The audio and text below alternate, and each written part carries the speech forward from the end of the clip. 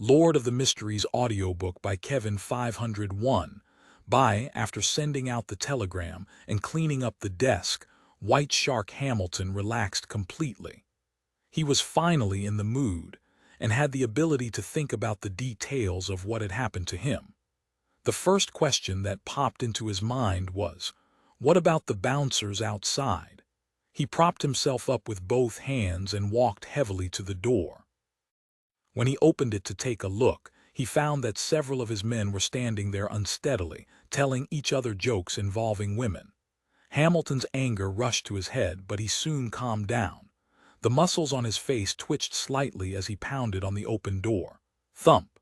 The bouncers were startled and instinctively turned to look at the door.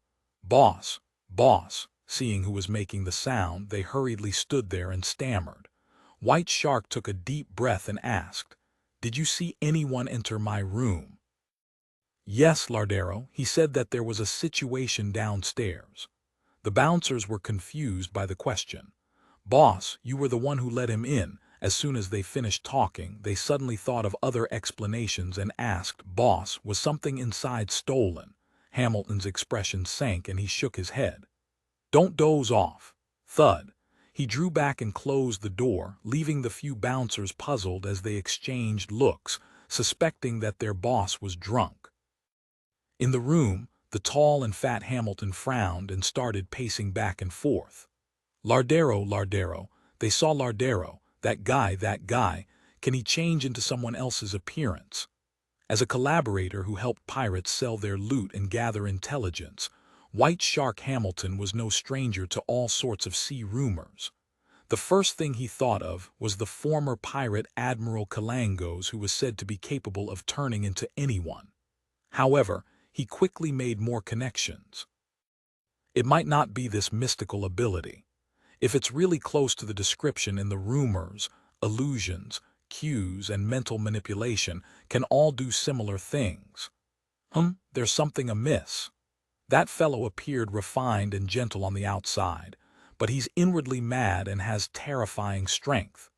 With the character he showcased, he should have knocked unconscious or killed anyone who had seen him, before strolling to the door and very politely knocking on the door. If it's to avoid creating a huge commotion so as to not leave behind too much information or exposing secrets related to his sequence, then he could have used a more covert method, like climbing through the window. Very contradictory. There's only one explanation for this contradiction. He was putting on an act. Was he disguising his personality or disguising his strength? Or both? When he thought of this, Hamilton suddenly stopped and put all the details together. That guy is a novice. His madness is a disguise. His strength is demonstrated by relying on some mystical item. Yes, that must be it. This can explain the contradictions. He didn't climb up the walls and enter through the window because he's a low-sequence beyonder and he isn't good in such aspects. The focus of his mystical item isn't in this domain. In order to successfully enter my room, he was willing to lower his head and address me as boss because he was purely relying on the mystical item. He wasn't too confident about himself and doesn't have enough pride and madness. He acted like a madman so as to match the mystical item's effects of generating horror in others. He created pressure to ask for information. This can also perfectly explain why he left just like that. The reason why he came to find me is because he obtained such a powerful mystical item. With his elevated ambition, he wants to capture and kill some pirates to make a fortune. Once he knew that I'm serving Silver Coin, Viper Odor, and Admiral of Blood's intelligence officer, Old Quinn, to the point of being involved with the Queen Mystic, he got scared and fearful, so he chose to leave after acting perfunctorily. He didn't dare to kill anyone. The more Hamilton thought, the closer he felt to the truth. He hurriedly set up the radio transceiver again and flipped through the passcodes and added a telegram to concisely describe his theories. He didn't believe that he was being targeted by a hunter because everything that had happened was a result of the inflated ambition of a young man who simply had a fortuitous encounter. He also gave the corresponding characteristics of the target: blonde, blue eyes, not crazy, and even a little timid. Possesses a rather mystical item that might allow one to change their appearance and create illusions. In consideration of the sense of horror, the latter is more likely to be true. He's just a novice who doesn't have much experience. He specializes in mimicking a powerful aura with the help of the item. He knows a thing or two about me, and he doesn't look like an outsider who's here in Daymere Harbor for the first time. Tap, tap, tap. Hamilton stopped his finger and leaned back in satisfaction, his chair creaking under his weight. The corners of his mouth curled up a little, as though he had already seen the ending of that bastard from just now. It wouldn't end well for a fellow with a very low sequence despite possessing a powerful mystical item at sea. Many greedy sharks would rush towards him. When the time comes, I'll no longer have to worry about my problems being exposed. Under the night sky, the harbor was rather quiet. After leaving the flying fish and wine, Klein made a detour in the distance. He first walked quickly before moving slowly, his pace gradually turning into a stroll. When he was sure that no one was following him, he turned his face back to Jam and Sparrow as he passed through the shadows. He stuffed the hem of his shirt into his trousers. He adjusted his sideburns and took out his gold-rimmed glasses, placing them on the bridge of his nose. It gave him a coldness despite his refined appearance. He began to rely on the stars to find his way back to the white agate. As he walked, he let out a soft chuckle. Amidst the cold wind, he leisurely thought, I hope White Shark isn't that foolish and is able to see the flaws I left behind. The persona he had set up tonight was of a new adventurer who lacked experience and made mistakes. And this person, on the other hand, knew a lot about Daymere Harbor and White Shark. He had a tempting mystical item on him which had messed with his mind, making him a little crazy deep down. Klein's initial idea was that pirates would wander around the ocean, and even the Navy would have a hard time finding them. If he could get more accurate information from White Shark, he could of course go straight to them. If that didn't work, his identity could be used as a bait to lure some knowledgeable pirates to a predetermined location to complete the initial hunt. When it was discovered that White Shark could contact Old Quinn, the intelligence officer of Admiral of Blood, Klein's plan was completed. His acquisition of the passcodes and the frequency spectrum had allowed him to monitor the corresponding situation and grasp the target's movement. Then, by interfering with the divination of others, he could, at the most appropriate time, use the combination of having a powerful mystical item and being a weak adventurer as bait to catch a number of big fish. Now, the problem I have is that I don't have the equipment to monitor their communications. It's basically impossible to buy it at sea. I'll have to use the world's identity to get Miss Justice or Miss Magician to buy one in Backlund. I'll receive the delivery via a sacrificial ritual. This is the advantage of the Tarot Club. With this in mind, Klein sighed. Seeing the white agate in sight, he quickened his pace a little and found that Donna's family and Cleves were returning from another street. Cleves greeted him by nodding his head. Just like when they officially met, he said in a low voice, I heard there was trouble at Flying Fish and Wine.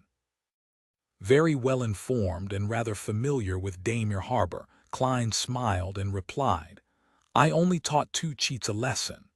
Cleves' brows twitched slightly, suddenly feeling that his impression of Jam and Sparrow was a little wrong. After his previous observation and interaction, he felt that, although this young adventurer was a bit sharp, a bit reserved and a bit cold, he could still be considered someone who smiled, was polite, and knew when to advance or retreat. But now he was a bit uncertain. He felt that there might be a hidden flame of madness hidden in the recesses of his heart. At this moment Donna's father interrupted. Mr. Cleves, who is this? A colleague, Jam and Sparrow, Cleves introduced in a very simple manner. With a polite smile, Klein extended his right palm. It's my honor to meet you. In the future, if you need anyone and if you can't find Cleves and the others, you can consider me. No problem. I hope you're as strong and professional as them." Donna's father shook hands with Klein with apparent warmth and introduced himself. "Erdy Branch. Find authorized novels in WebNovel Faster Updates. Better experience, please click www.webnovel.com for visiting." Klein had just released his grip on the box when his spiritual perception was triggered. He felt that there was something strange inside the gift boxes the branch servants were holding. He quietly activated his spirit vision and discovered that the gift box contained strips of cured meat. However, the surface of the cured meat had very rich colors at the red, white, and black spots. They were things from the spirit world. There's the aura of the spirit world, but they're practically harmless. This cured meat is very special. Klein was surprised. Noticing his gaze, Donna's father laughed and said, "This is a specialty of Daimir Harbor. In the center of the island, there's an extinct volcano. There are a few cracks in the surrounding underground caves where a natural hot wind blows. Curing meat there allows the meat to gain a wonderful and unique flavor.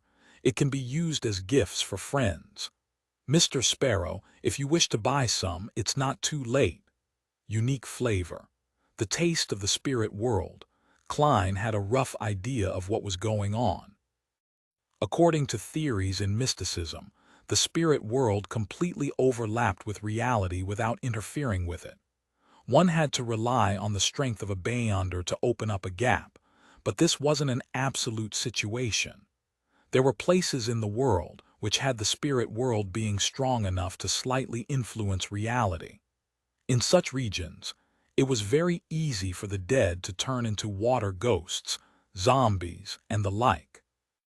There was also a non-trivial possibility that residences in such areas would have paranormal activity. A similar situation should have occurred in the interior of Daimir Harbor's underground caves, but it's not serious and doesn't cause any abnormalities, only giving the cured meat a unique flavor. There wouldn't be any problems if one doesn't eat too much of this in one sitting, Klein responded with a smile. "I'm not interested in cured meat." Only at this moment did he finally confirm that the cured meat that the bartender had previously served him was ordinary and nothing special. At this moment, the little boy, Denton, pointed at the moon in the sky and said, "It's so very red." "Yeah," Donna nodded in agreement. "Very red." Klein looked up and saw that the red moon was no different than usual. Because a child's spirit is relatively pure, he temporarily possesses certain spirit vision powers after being tainted with the spirit world's aura from eating such cured meat. Would the children on this island be in a similar situation? Heh heh. This might be the source of Daimir Harbor's folklore. Klein observed for a moment and found the answer. The group strolled back to the ship, moving up the gangway and arriving on the deck. Klein bade them farewell and went to the second-class cabin. Suddenly, his mind stirred and he once again activated his spirit vision. He saw the huge skeleton messenger appear in front of him and drop a letter. 502, the scene in Azek's memories Pa. Klein stretched out his hand and caught the slightly heavy letter. The large skeleton messenger didn't stay, and it immediately disintegrated into a fountain of bones. One bone after another fell to the deck and disappeared, as though it didn't want to stay a second longer. With the letter firmly in his hand, Klein didn't lower his head to examine it. Instead, he instinctively turned around and looked at the wooden staircase leading to the first-class cabins. He saw Donna and Denton with their eyes wide and mouths agape, as though they wanted to scream at the sight of the scene, but everything they saw was over before they could make a sound. As a result, they even wondered if they were hallucinating. The children who eat the special cured meat in Daimir Harbor gain temporary spirit vision to a certain degree. Klein's brows twitched slightly as he raised his left hand's index finger vertically and placed it against his mouth to silence the two young ones, just like he did while the Murloc hunt was happening. The already rather tall Donna immediately raised her hand and covered her mouth. She nodded in fear and excitement, indicating that she understood. When she looked diagonally down, she saw that her brother was still in a daze. She quickly grabbed his arm and pushed his hand against his mouth. Cleves and Cecil sensed that something was wrong with them. They stopped and looked at Klein, but they discovered nothing. Facing their stares, Klein calmly nodded and continued walking to his room. A gold coin had appeared in his hand without anyone realizing. It was tossed up, and it tumbled around as though it possessed life. Ding! The gold coin landed with a number facing up, indicating a negative result. This meant that the tiny episode wouldn't be detrimental to Klein. Seriously, the current messenger isn't polite at all. It's not like the previous one who would tap my shoulder or nudge my body to give an advance warning, or just convert my surroundings into a spiritual world to prevent ordinary people from seeing him. Klein lampooned as he took out his key and opened the door.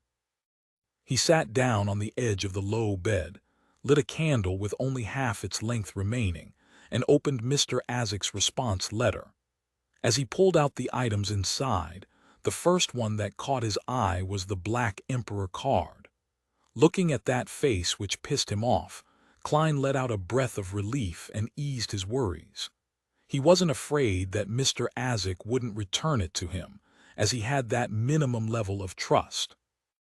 After all, the potion formula and corresponding rituals could be copied, and only the convergence properties of high-level materials couldn't be imitated.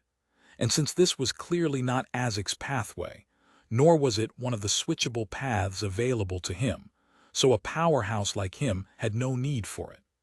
Klein was worried that the messenger would be robbed, losing the card of blasphemy which would help him tremendously while in his spirit-body state. This wasn't impossible. The number of strange creatures in the spirit world was hard to count, so it isn't hard to end up having a few who were good at locating messengers and robbing them. The Black Emperor card was returned along with the copper whistle from the numinous episcopate.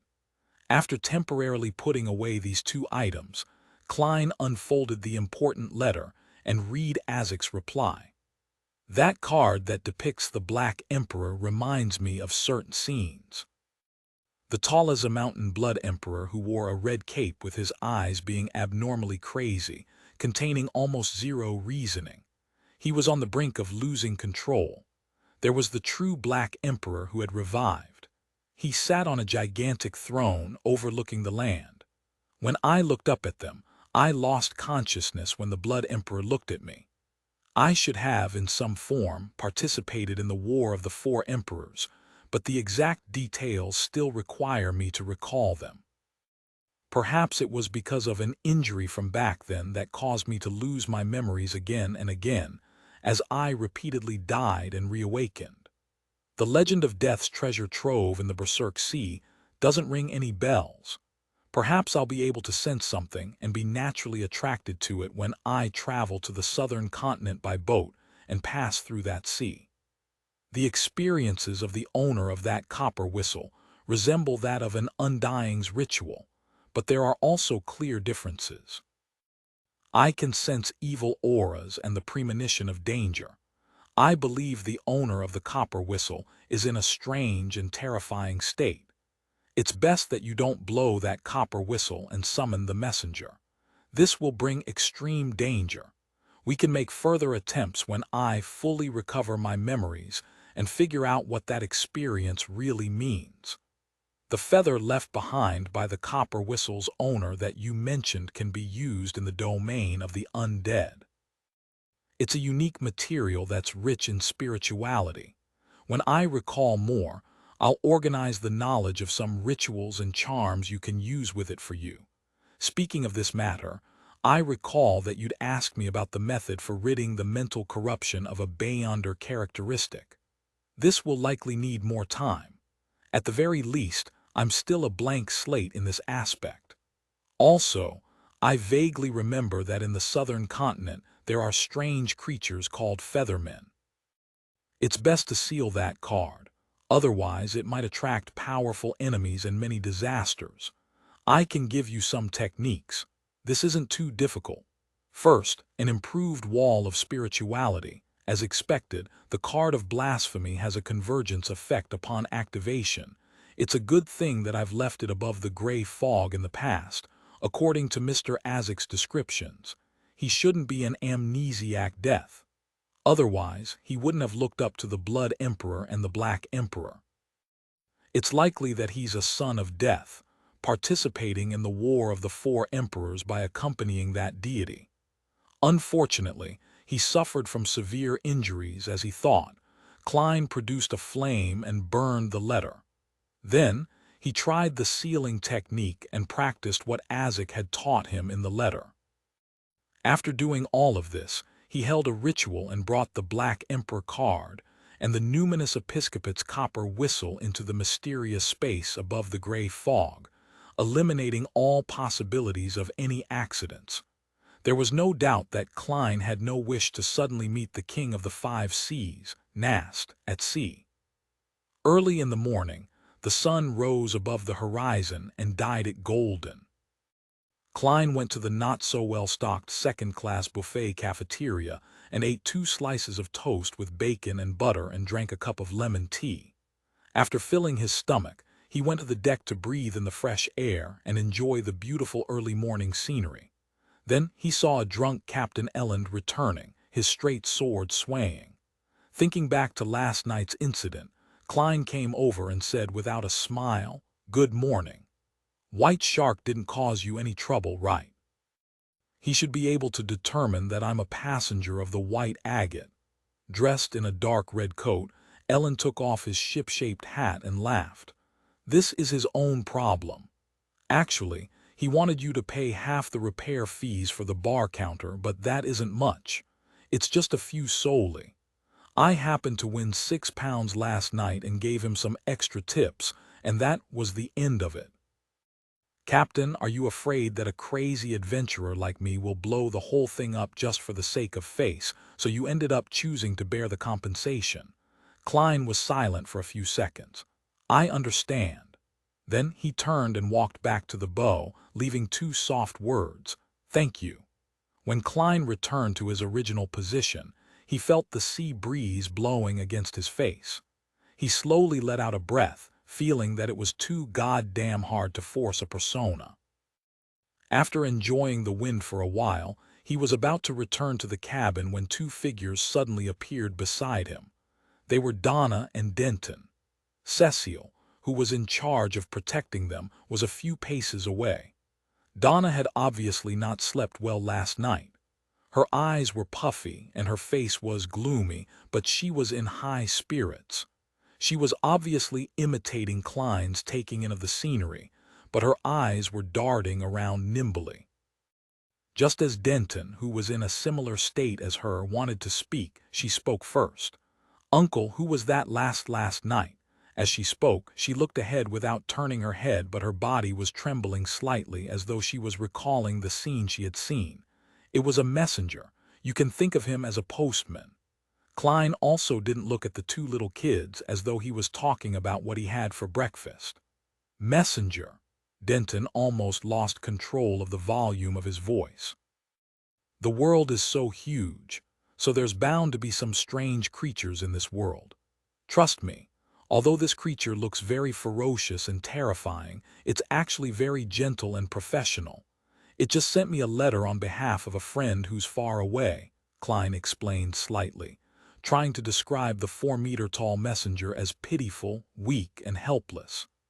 After a night of panic, and because she hadn't been harmed in any way, Donna was much calmer. Her eyes lit up as she said, "Well, that's amazing. It's like listening to a story." "Very cool," Denton also expressed his opinion. Then he puzzledly asked, "But why didn't anyone else see it?" "No one had any response." "That's because your hearts are pure," Klein smiled. This was a white lie. After all, he couldn't just say that it was a problem with the special cured meat. That would only make the 2 curious little fellows fail to resist making attempts. This way, ignoring the fact that ingesting large amounts of it would cause one to fall ill, Just randomly having spirit vision activated was a very dangerous matter. Even though Klein could now sustain the consumption of his spirit vision for a long period of time, he ultimately didn't dare keep it open. Sometimes, seeing things he shouldn't have seen could lead to madness or death. "See, can we have a messenger of our own?" Donna asked, curious and excited. "That will depend on luck," Klein answered simply and calmly. He couldn't help but lampoon inwardly, "I don't even have a messenger of my own." In order to obtain a messenger, he had to design an accurate summoning ritual and prepare the corresponding spirit world creature contract. This was a specialized field of knowledge, and randomly doing so could easily summon something bad, so Klein didn't dare to recklessly try it. Yeah. Donna looked forward to it. Then she said in a tiny voice, "Uncle, we'll keep this a secret for you." Beside her, Denton nodded solemnly. At this moment, a new passenger that intended to board in Daymere Harbor carried his suitcase as he walked onto the deck. After sending the telegram, Blazing Danitz considered that the captain might instruct him on certain matters. So he decided to cut the holiday short and await orders at the capital of the Rörsted archipelago.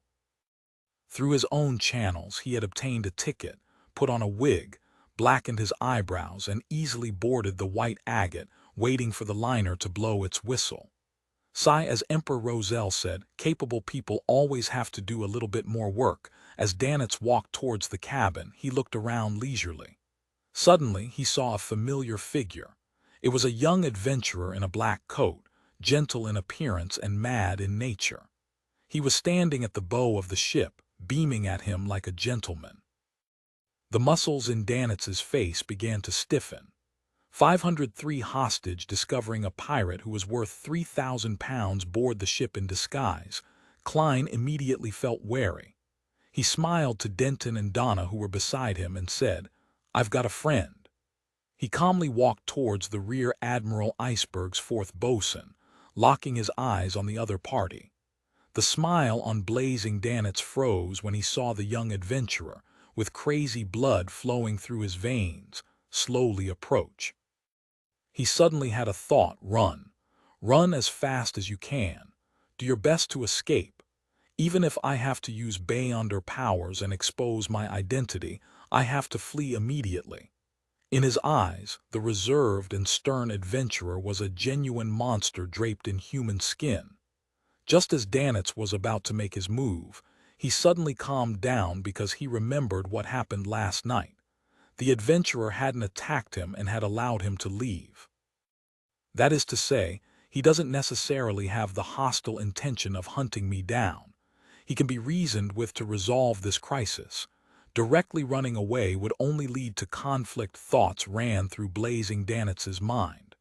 Relying on his rich experience, he forcefully controlled his legs and appeared to wait in place.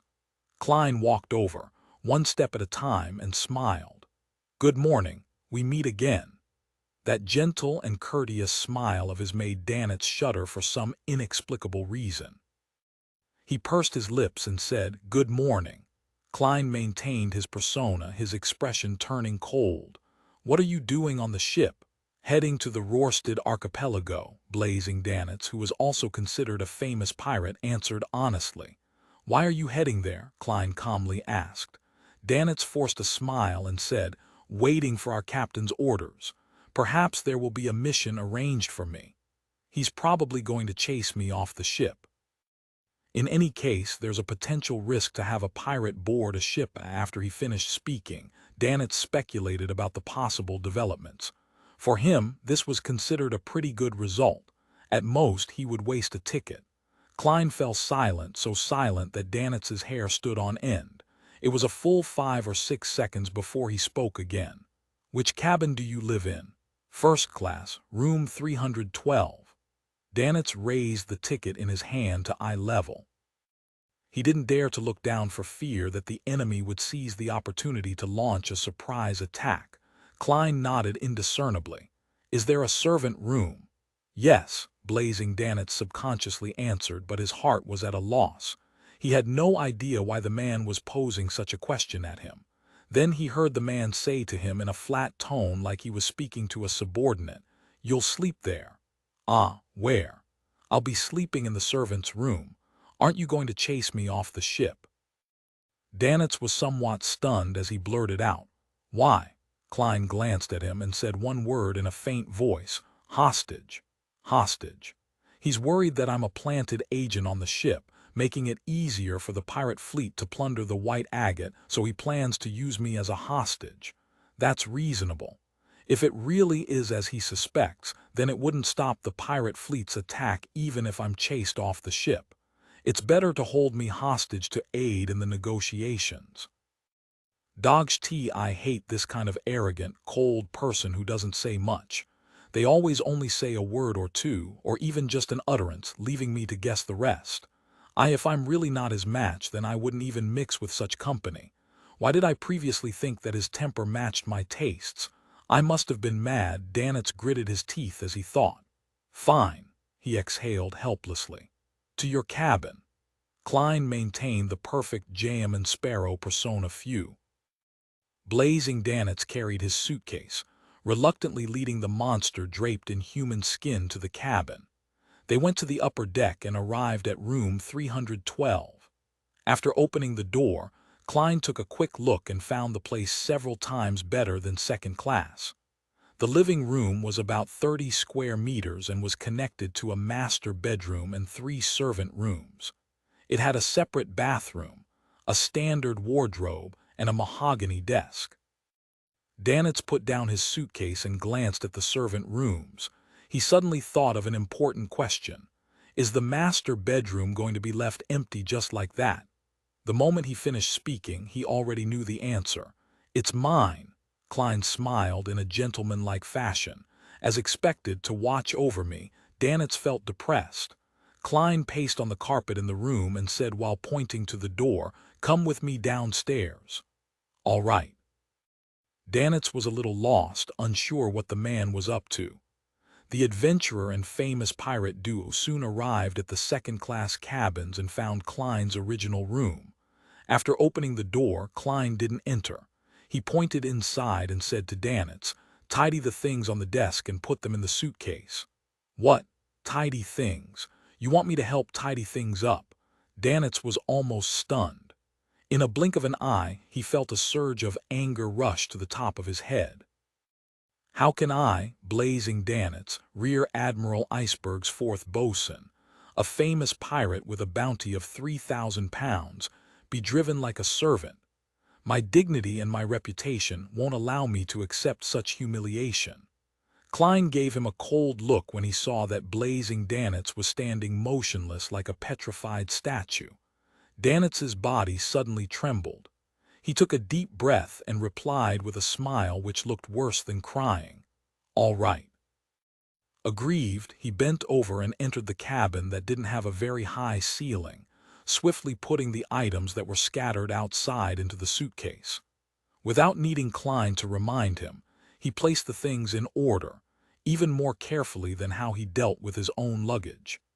After doing all this, he carried the suitcase and followed Klein upstairs.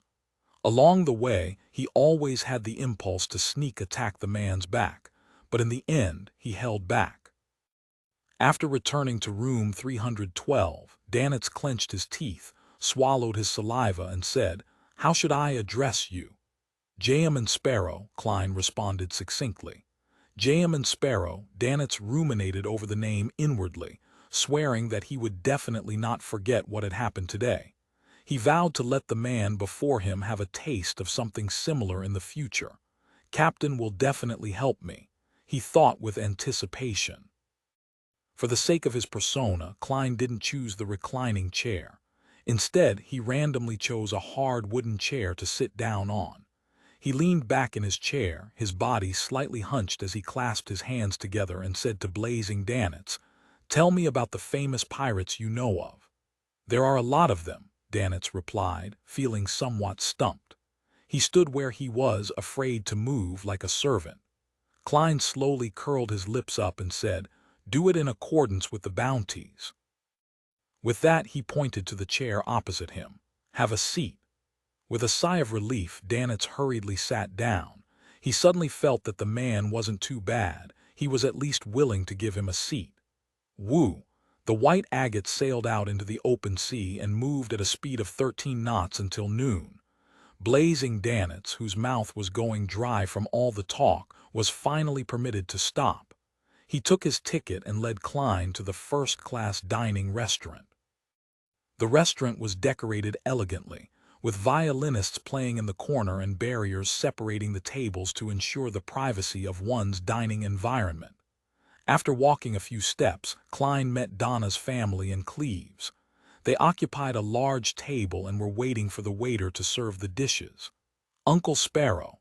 Because of their shared secret, the little boy, Denton, had changed the way he addressed him. Donna blinked, fully expressing her doubts.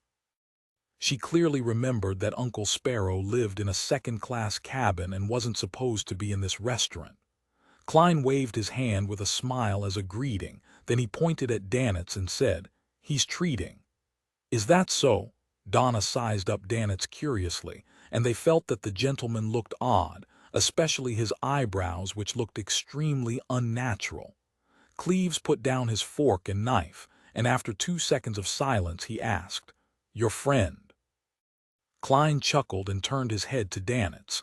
"Find authorized novels in Webnovel Faster Updates. Better experience, please click www.webnovel.com for visiting." "What do you think the answer should be?" Danitz gritted his teeth, then he forced a smile. "Jayaman once saved me." "Yes, that's right. Otherwise, I might have already been killed by him for the sake of claiming the bounty," Danitz consoled himself. Cleves looked Danitz up and down a few times and said nothing more. Passing the Donna family, Klein found a table by the window. The waiter came with great enthusiasm and handed over the menu. Charcoal steak, red wine foie gras, vegetable salad. Danitz scanned the menu and couldn't help but sigh. Ships that dock for resupplying every 2 to 3 days are better. There's plenty of fresh food. When you encounter a ship that floats on the sea for 1 to 2 weeks, you can only cycle between beer, cured meat, and various canned goods. It's so monotonous that it drives you crazy. However, the sea itself will also provide fresh food. But this requires one to have sufficient judgment. We had a sailor on our ship who once had a beautiful lobster, only to suffer diarrhea until his ass nearly. As a pirate, he had the habit of using vulgar language for descriptions, but after he looked at Jayaman Sparrow's expression, he changed his vocabulary. Suffered diarrhea until his ass nearly fell off. I have reason to suspect that there were other factors. Although your captain is a woman, there should be very few women in the crew. Furthermore, with the sailors unable to get ashore for a long period of time, they must be thirsty. Klein silently lampooned, took the menu, and drew a line according to the price. All of these. All right. The waiter's expression didn't change at all. At that moment, Klein saw Captain Elland enter the dining room and pass by, so he simply greeted him. When he looked back, he saw that blazing Danitz was already looking out the window as if he was watching the scenery. "The captain knows you?" Klein asked in a tone close to a statement. Danitz let out a hollow chuckle. "We fought his crew back when he was the bosun of the Wilhelm V. Besides, I'm also considered quite a famous pirate." At this point, Danitz recalled his current situation and suddenly became depressed. Hence, he changed the topic. "I've always wondered why just Elland would suddenly quit the Navy." By then, he was already an arbiter. 504 Red Skull pirate crew, a Beyonder was allowed to leave the fleet. Without Danitz's deliberate explanation, Klein easily understood why he found it strange. In a Nighthawk's team, even the civilian staff would experience strict restrictions. Even a normal resignation would require them to sign a lifelong confidentiality agreement. They weren't allowed to leave the Nighthawks team's area that they originally belonged to, and once they were approved to move to another city, they had to immediately register at the local Evernight church. From such rules, it could be seen how the officials treated Beyonder's powers and related matters. A Beyonder who had drunk a potion wouldn't be able to leave their organization so easily. Klein clearly remembered that Miss Justice initially had the means and channels to become a Beyonder, but she didn't attempt them. The reason given was that she didn't want to lose her freedom. Similar thoughts ran through his mind, but they didn't become words because the polite but cold Jayman Sparrow wouldn't be interested in such rumors. So what? Klein looked at the tableware on the table and calmly asked, "Do you know how to make conversation?" Blazing Danitz secretly drew a breath and squeezed out a smile. "Ha ha, I just found it strange. We all suspected that he had joined Me-9, and that he was using his identity as a captain to monitor the sea routes. It's possible." Klein picked up a glass of water and took a sip. The dishes he ordered were served one by one according to their type. The restaurant even gave him 2 complimentary cups of sweet, bubbling, and light gold premium wine. Klein stopped talking and concentrated on enjoying the food, feeling that it was indeed much better than the second-class dining room. The melodious tunes of a violin resonated amidst the sounds produced from the slight contact between the cutlery and plates. The blue and open sea outside the window rippled quietly, and everything seemed perfect. As Klein was about to be served dessert, a crewman came stomping in and ran to the table where Elend was sitting. "Captain, there's a pirate ship." He didn't suppress his voice. Most of the passengers were shocked and stopped eating. Klein looked up, looking across him at Danitz with his eyes dark and cold. Blazing Danitz stiffened for a second, then he smiled bitterly. He lowered his voice and said, "If I were to say that this has nothing to do with me, will you believe me?" Klein's eyelids twitched as he slowly smiled. Guess, you son of a beach." Danitz was so furious that he almost cursed. He maintained his smile and said, "Your wisdom is enough to judge everything." At that moment, Elend quickly asked about the situation. He stood up and said to the panicking first-class passengers, "There's only one pirate ship. We have enough power to deal with it. Ladies and gentlemen, please return to your rooms in an orderly manner and await the arrival of good news. Believe me, the damage caused by chaos far exceeds whatever damage those pirates can do. I don't wish to hear rumors in the future that although we, the White Agate, had succeeded in repelling the pirates, a handful of passengers had fallen and injured themselves." Under his arrangements, and with the support of the crew, Donna and the others left the dining room and returned to their own cabins, which included Klein and Blazing Danitz. "I thought you were going to temporarily take over the White Agate and try to keep it safe from harm," Danitz commented inside room 312 as he closed the door, as though he was watching a play. To be able to immediately throw out an olive branch and talk about creeds and remuneration after finding a suitable candidate showed that he was an extroverted bosun who liked to talk with others. Klein glanced at him, then went to the window and looked out. He saw a large ship with a red skull flag fluttering as it cruised towards them. There were chimneys and sails. "Know them." Klein held his hands in his pocket and stood behind a thick glass window. Danitz walked to a spot diagonally behind him. After looking into the distance for 2 seconds, he said, "Red Skull, a small medium band of pirates. The captain is C. Wolf Johnson with a bounty of 900 pounds. The first mate is One-Eyed Anderson with a bounty of 500 pounds. In the pirate world, a bounty was an important reference point that determined one's status and standing. Considering that he didn't have the ability to move underwater adeptly, it would be easy to have innocents die if he allowed the pirates to board the ship." Klein was silent for a few seconds before asking, "Do they know you?" "Of course." Danitz instantly straightened his back. "They're qualified to participate in distinguished gatherings between pirates. I once kicked them in the ass." As expected of a famous pirate worth 3,000 pounds, Klein's asked without a change in expression, "Do they have binoculars?" "That's an essential item. Even if a ship is placed under control, there will be sailors standing on the observation deck. using binoculars to observe the surroundings to prevent any surprise attacks, Danitz replied scornfully.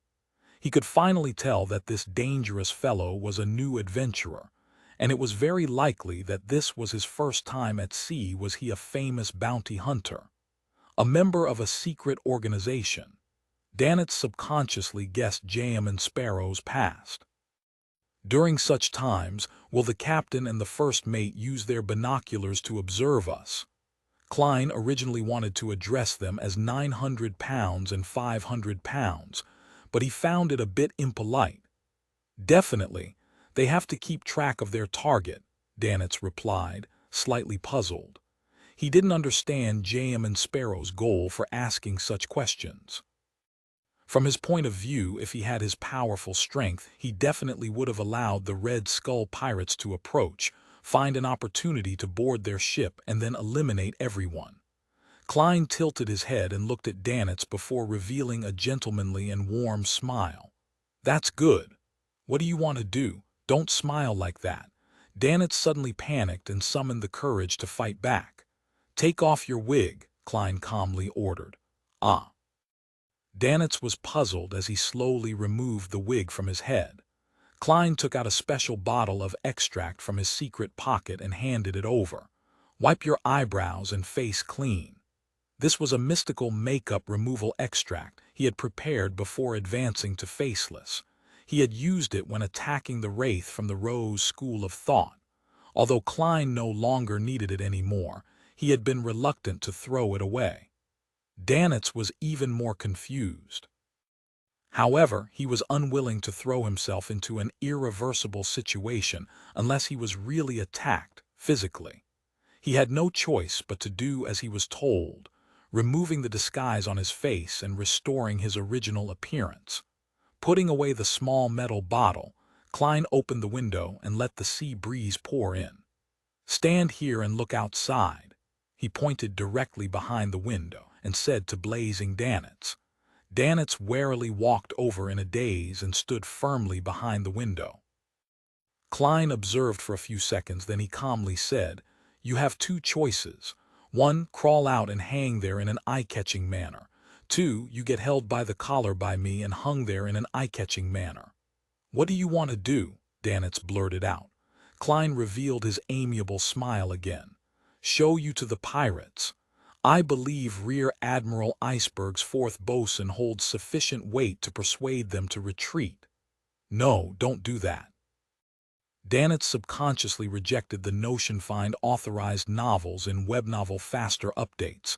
Better experience, please click www.webnovel.com for visiting. He could imagine what the people from the Red Skull pirate crew would think when they discovered him. Either blazing Danitz had been captured, and there was a very terrifying powerhouse on the ship, or the ship was already being targeted by Rear Admiral Iceberg, and that other pirates were to immediately keep their distance. And the way I'm hung up decides which thought they would have, Danitz thought sadly. Klein smiled even more genially. "I'm a very easy person to get along with, really, as long as you do as I tell you." At this moment, Danitz once again felt the indescribable sense of hunger. He felt as if his flesh and soul could be torn from his body at any moment. After weighing the pros and cons for a second, he half raised his hands, gritted his teeth, and smiled. "I'll do it myself." Holding back his anger and grievances, Danitz turned and climbed out of the window. Using his balance and strength from years of experience, he hung himself off the cabin with his forearm. "Don't try to escape. I'm not a patient man." Klein's face turned cold as he gently reminded. Phew, Danitz resisted the urge to release his forearm and jump straight down. On the pirate ship in the distance, the crew responsible for observing the white agate sent a message to Sea Wolf Johnson. "Boss, there's a weird guy hanging out the window over there." Johnson was stunned for a second. He raised his binoculars and placed it in front of his eyes. He quickly discovered the strange fellow who his subordinate was talking about. The man's position was simply too eye-catching. "Isn't that blazing Danitz?" Johnson's brows twitched as he recognized the man. "How did he get on the white agate? What's the meaning of him hanging outside? This is Rear Admiral Iceberg's prey. After a series of questions, Sea Wolf came to a conclusion. He raised his right hand and said, "Everyone take note. Stay far away from this area immediately." In room 305, Cleves stood by the window with the revolver gripped tightly in his hand as a precaution against the potential sea skirmish. Donna's family was a little frightened. They didn't return to their respective bedrooms, but they instead sat in the living room, waiting for the bombardment to begin. Cecile and the other bodyguard, Teague, stood guard beside them, fully alert. At this moment, a look of confusion appeared in Cleves' slightly aged eyes. After a few minutes, he took a step back, lowered his muzzle, and said to the people, "The pirates have left." What? This development left Branch and the others surprised and confused. They had no idea what the pirates were thinking. Room 312. Blazing Danitz crawled back and couldn't help but give a snort. "You're borrowing my captain's reputation. She really hates these kinds of things. Just wait for Rear Admiral Iceberg to teach you a lesson," Danitz thought angrily. Klein quietly listened and asked, "I remember her reward in loan was 26,000 pounds. This madman." Danitz couldn't find the words to respond. 505, a servant worth 3,000 pounds, "Captain, the Red Skull pirates have fled." A sailor rushed into the captain's quarters. "They fled." Elland lifted his telescope and looked quizzically at the calm sea, just in time to see the Red Skull disappear into the horizon. He frowned, completely unable to understand how such a development could have occurred. From his point of view, the White Agate's armaments definitely weren't capable of scaring off the Red Skull pirates. It was guaranteed that both parties would have to circle around each other dozens of times during the skirmish and fire multiple shots in order to ensure that the other party found them a tough nut to crack. Without daring to engage in a prolonged, they would then rationally choose to retreat.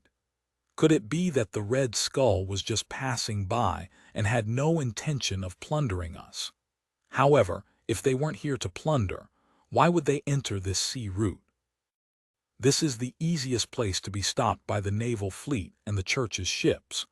Even the 4 kings and 7 admirals would still try their best to keep a low profile when they pass by the surrounding seas. Elland was filled with doubts, and he felt that things weren't that simple.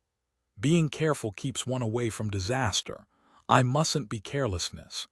Elland put away his yellow-brown telescope and paced back and forth.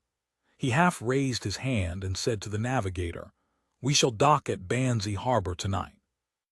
Report our encounter with the pirates to the Navy and the Church." According to their usual plan, the next stop for the White Agate would be the Tiana port, and it would probably take 3 days at 13 knots to reach it. From Tiana port, it would finally reach the capital of the Rorstad archipelago, the city of generosity, Bayam. And there was a faster way to sail from Pritz Harbor to Bayam, which was to stop only once in the middle of the voyage at Banzi Harbor, about 120 nautical miles from Damir Harbor. The Red Skull really left. Donna's father, Branch, walked to the window and looked out into the distance. Cleves calmly nodded and said, "Yes." Just as he finished his sentence, a sailor's shout sounded from outside. "The danger has been averted. The danger has been averted."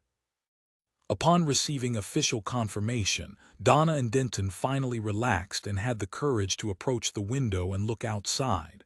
"Are the Red Skull pirates that powerful?" Donna's eyes widened as she searched for a ship that had already gone far away. "Very powerful," Cleves gave his answer. "How powerful are they?" Denton immediately pressed. On the other side, the bodyguard, Teague, straightened his hair and chuckled. "Even if we don't include the cannons and hundreds of pirates on the ship, just Captain Johnson and the first mate Anderson are extremely powerful on their own. Anderson's nickname is One-Eyed. The bounty reward for him in the kingdom is 500 pounds. All of us in this room added together with the help of a few sailors, might be able to defeat him in battle. As for Johnson, who's nicknamed Sea Wolf, he can easily finish such an opponent. If he were to board the ship, no one would be able to stop him. His bounty is worth 900 pounds, nearly 1,000 pounds. Is that a lot? Donna was surprised at the potency of Sea Wolf and One-Eyed, as well as their bounty. In her memory, her father earned a total of 1,500 a year. A lot. This is a reward that they or their heads could directly be exchanged for. The items they have on them and the things they've plundered will also belong to you. The kingdom will buy it at the market price, and you will still have the chance to obtain the bounties from other countries, Cecil explained. On the sea, pirates with a bounty of more than 300 pounds are rather powerful. For those who are close to or above 1,000 pounds, they'll be rather famous in the sea they plow, and I mean vast sea expanses like the Sonya Sea or the Fog Sea. Therefore, the 4 kings and 7 admirals are considered famous throughout the 5 seas. Donna innocently asked. Cleves replied seriously, yes. In that case, are the Red Skull pirates very famous in the entire Sonya Sea? Donna asked with concise logic. Yes, Teague nodded. But why did they flee? Donna blinked. It might not have been them fleeing. Cecil didn't know the reason either. Cleves looked out the window again as he knitted his brows. Maybe there's another reason. Maybe they had no plans to plunder us at all. They just came across us. Other reasons. Donna suddenly had a guess. Could it be Uncle Sparrow's tall as a house, gentle messenger that scared them away? Yeah, it's really scary. Donna's mind bubbled like boiling water. She turned her head excitedly and looked down to realize her brother's eyes were shining as well. The two of them pursed their lips and immediately realized that their thoughts were the same. Let's go out and get some air on this level. Donna found a reason to drag her brother out of room 305. Outside, Denton said in a suppressed voice, "Are we going to find Uncle Sparrow?" Exactly. Donna smiled with a spirited look. I saw him enter room 312. Inside room 312, Blazing Danitz, who no longer mentioned Rear Admiral Iceberg, looked at the red skull which had turned its bow around and tusked with laughter. They must have been frightened by the declaration of the Navy's cannons and the news that a pirate crew had been destroyed recently. They actually took the risk of raiding this sea route in order to earn enough money before leaving the sea. Heh, so what if there are giant ship cannons? The Navy and the Church have a lot of powerful things, and they've always existed, but never have they made it impossible for us to continue being pirates. We can't beat them head-on, but we can always escape, right? They can't possibly stay with the merchant ships forever, can they? I know the ironclad warship is getting bigger and bigger, and the steam engine installed in it will also become stronger. One day, the speed will break through 18 knots, 20 knots, and once they're on your tail, one can only wait to be caught. However, the sea is so vast. Tens of thousands of ships can't even fill a corner even if they were all thrown there. There are also a lot of unexplored areas at sea. One can hide in those places after doing something. Although it's dangerous, there are still opportunities. This fellow is indeed the talkative type. Don't you think that a crazy adventurer wouldn't care about these things? Klein looked away and scanned the room. His gaze finally fell on his leather suitcase. He then raised his chin and said, "Wash the dirty clothes inside." The expression on the garrulous Danitz's face froze. He yearned to burn the entire ship down. He felt that his anger was like gushing steam that had lifted the gate of reason. Danitz opened his mouth and took a breath before repeating it again. His flushed face softened as he asked without a smile on his face, "Is that all?" "Only the dirty ones. The coat just needs to be brushed." Klein was almost amused by the man's show of anger, and he felt that this was what Danitz deserved from robbing the innocent. The clothes in his suitcase were the ones he changed out of last night after a shower. As he felt a little lazy, he had only washed his underwear. Calm down, don't lose control. Calm down, don't lose control. After admonishing himself several times, Danitz walked over to J.M. and Sparrow's suitcase, opened it, and took out the clothes that needed cleaning. Just as he was getting busy in the bathroom, he heard the doorbell jingle. Klein opened the door to find Donna and Denton. "Uncle Sparrow, I hope I didn't disturb you." Donna's eyes darted left and right. "No." Klein stepped aside. The two little fellows entered the room and were surprised to see Danitz doing the laundry. "Where are the servants?" Denton asked subconsciously. "Didn't bring them along," Klein answered for Danitz. Donna asked in apparent confusion, "But there are laundry maids attached to first-class cabins. They're charged by the barrel." Before she could finish, Danitz froze.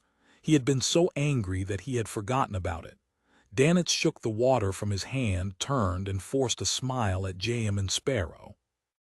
Find authorized novels in Webnovel Faster Updates. Better experience, please click www.webnovel.com for visiting. "Can I hire the laundry maid for help?" Klein didn't insist on seeing the pirate make a fool of himself, so he smiled and said, "I only care about the results." Phew. Danitz heaved a sigh of relief. Their back-and-forth question and answer exchange made Donna realize that something was wrong. The young lady asked in suspicion, "Uncle Sparrow, aren't you two friends?" Why does he look different from before?" Klein found a chair and sat down. Without hiding anything, he calmly said, "To be exact, he's my prisoner of war." "Prisoner of war?" Denton looked around in a daze, not remembering when the two uncles had a conflict. At first Donna was puzzled, but then her heart skipped a beat. She cheerfully asked, Is he a pirate?" "Yeah," Klein nodded gently. "The Red Skull pirates were also scared off by you, Uncle Sparrow," Donna pressed in excitement. Klein shot a glance at Danitz and replied without an expression, "In a way." Having all her questions answered, Donna felt abnormally pleased. She glanced at Danitz and unknowingly lowered her voice. "Uncle Sparrow, does he have a name? No, does he have a bounty on him? No, I mustn't let anyone know of what happened to me." Danitz opened his mouth in a bid to answer before Klein. "I'm Sieg." At this moment, Klein said with a fleeting voice, "Danitz." "Danitz." Donna and Denton looked at each other without asking any more questions. The siblings didn't stay long and soon took their leave. They kept feeling that the pirate's eyes were fierce. When they returned to room 305, they saw that her father and Uncle Cleves were still in the midst of their discussion. Donna deliberately interjected innocently with a question. "A lot of people were talking about pirates just now. Someone mentioned Danitz. Is he very powerful?" "Danitz, blazing Danitz." "He's Rear Admiral Iceberg's subordinate, the fourth bosun of the Golden Dream," Cleves answered simply. Upon saying this, he suddenly turned silent as he retracted his gaze, seemingly in recall. "A pirate admiral's subordinate," Donna pressed out of curiously. "How much is his bounty?" Cleves returned to normal and said in a deep voice, £3,000. 3,000 pounds. Donna and Denton opened their mouths, little by little, almost forgetting to close them. "The captain of the Red Skull Pirates only has a bounty of £900, but the man who looks like a servant is worth £3,000. The siblings looked at each other, unable to utter a single word. At 6 p.m. the White Agate entered a harbor again. Banzi Harbor. Elland is very cautious. Danitz stood by the window, looking out at the darkened harbor and the tall lighthouse. Without waiting for Klein's response, he laughed and said, "It seems like there are some nasty legends here." Thank you for listening to the story on KevinAudio.com 506. The Weather Museum. Klein already had a basic understanding of Danitz's character, so he didn't take the initiative to ask about the legends. He continued sitting in his chair and calmly looked at him. Danitz, who hadn't been interrupted, shook his head. "Legend has it that 300 years ago, when the Lone Army first occupied this island, more than 500 soldiers mysteriously disappeared after a fog. Not long after that, a lot of bones appeared by the beach and on the mountain, and similar incidents happened several times. This continued until the Church of Storms built a cathedral here and sent a bishop." although historians accredited the official start of the colonial era to when Roselle sent a fleet to find a safe route to the southern continent. In reality, for a long period of time before that, the countries of the northern continent had explored the surrounding seas and gradually colonized a few islands.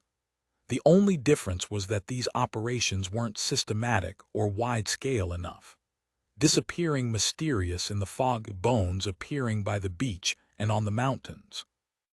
Klein thought of the forsaken land of the gods for some baffling reason. According to Little Sun's description, there was no sun there, with only lightning and the night. Furthermore, when humans were surrounded by darkness without a sliver of light, they would encounter strange or terrifying events. Looking at the lighthouse that stood out in the setting sun, Danitz continued, and according to the tombs and murals excavated on the island, the natives here seem to have a tradition of cannibalism. This island experiences intense weather changes, making it often encounter earthquakes, storms, and heavy fog. Thus, the natives experience disasters time and time again. In order to survive, they began worshiping a god of weather they created for themselves. Every year, they would hold 4 rituals. The rituals involve killing chosen worshippers as they shared in the blood and flesh before burying the worshippers' heads in the sacrificial altar. However, a similar tradition has long since been replaced by the storm's sacrificial ritual, and the original language of the natives has also disappeared. God of Weather, a conquered island that had once retained the tradition of live sacrifices, Klein made his preliminary judgment. Danitz retracted his gaze and casually said, "Because of these legends, there are 2 unique customs in Banzi Harbor. One is to close the door tightly on nights with heavy fog or huge changes in weather. They don't head out or respond to any knocking. The other is that they love the blood of all kinds of animals and have learned from migrating elves to add salt, solidifying the blood into strange lumps which are tender and fragrant when matched with the acrid condiments native to this land. Isn't that blood cake?" Klein was stunned for a second, his eyebrows furrowing in puzzlement. Elves. According to the stereotypes he had formed in his previous life, elves were supposed to be elegant vegetarians. How could they research the correct method for eating blood, as well as the 100 methods involved in making blood cakes? That's right. Rumor has it that many elves like solidified blood. Danitz spread out his hands in response. Unfortunately, it's already very difficult to find such creatures who have good culinary skills. Little Sun previously mentioned that the ancient god of the elves, Elf King Soniathrim, wielded the authority of the storm. In that case, the elves should be a race equivalent to Beyonders of the Seer Pathway. So it's not inconceivable that elves enjoy blood-related food perhaps. They even possess the attribute of being irritable as well. That's quite a scene to behold. Klein's thoughts raced, and he gradually turned his attention to blood cakes. It's been a while since I ate that. He suddenly had the urge to alight from the ship and taste the delicacy. At this moment, Danitz took the initiative to suggest, "There's a green lemon restaurant here that's very famous. Pig blood is especially delicious. Do you want to try it out?" He kept having the feeling that being alone in the same room with Jam and Sparrow was very dangerous. He was worried that this monster in human skin would suddenly go crazy. He should be more restrained in places with more people. Holy Lord of Storms, I hope this trip comes to an end as soon as possible. Danitz prayed without confidence. As a pirate, he also believed in the Lord of Storms, but he didn't have enough respect for the church. After hearing Blazing's suggestion, Klein, who already had such intentions, was immediately moved. However, the legends and customs Danitz had told him of made him feel a little uncomfortable. Thus, he took out a gold coin and performed a divination rite in front of Danitz. The result was that there were no dormant dangers in Banzi Harbor for him. Klein looked at the gold coin in his hand without moving his eyes away for a few seconds. He still felt uneasy. As Danitz watched this scene, he suddenly understood that this monster in front of him was skilled in divination. This, even if I were to secretly flee, it would still be very easy for him to find me. Blazing felt a wave of depression as a faint sadness welled up in his heart. He had just recovered from his disconsolate mood when Klein suddenly stood up and walked over to the washroom. Before closing the door, Klein expressionlessly turned his head around and said, "You can use this opportunity to escape." With that, Klein slammed the washroom's door. Danitz spread his hands open and clenched them tightly, took 2 steps towards the door before coming to a halt. The unknown was the scariest. He didn't dare take the risk of creating conflict before he had any clear understanding of J.M. and Sparrow's beyonder powers. At least he's kind enough to me and hasn't actually hurt me. He'll likely let me go when we get to Bayam. Danitz's hopes of him getting lucky had taken hold of his mind. In the washroom, Klein pulled out a paper figurine, disguised it, and took 4 steps counterclockwise to head above the gray fog. He sat down at the end of the long bronze table, removed the pendulum from his left wrist, and wrote the corresponding divination statement. "There is danger dormant in Banzi Harbor." He hung his spirit pendulum and adjusted his posture. After muttering a few times, Klein opened his eyes and saw the topaz pendant rotating clockwise. Furthermore, it was with a high amplitude and frequency.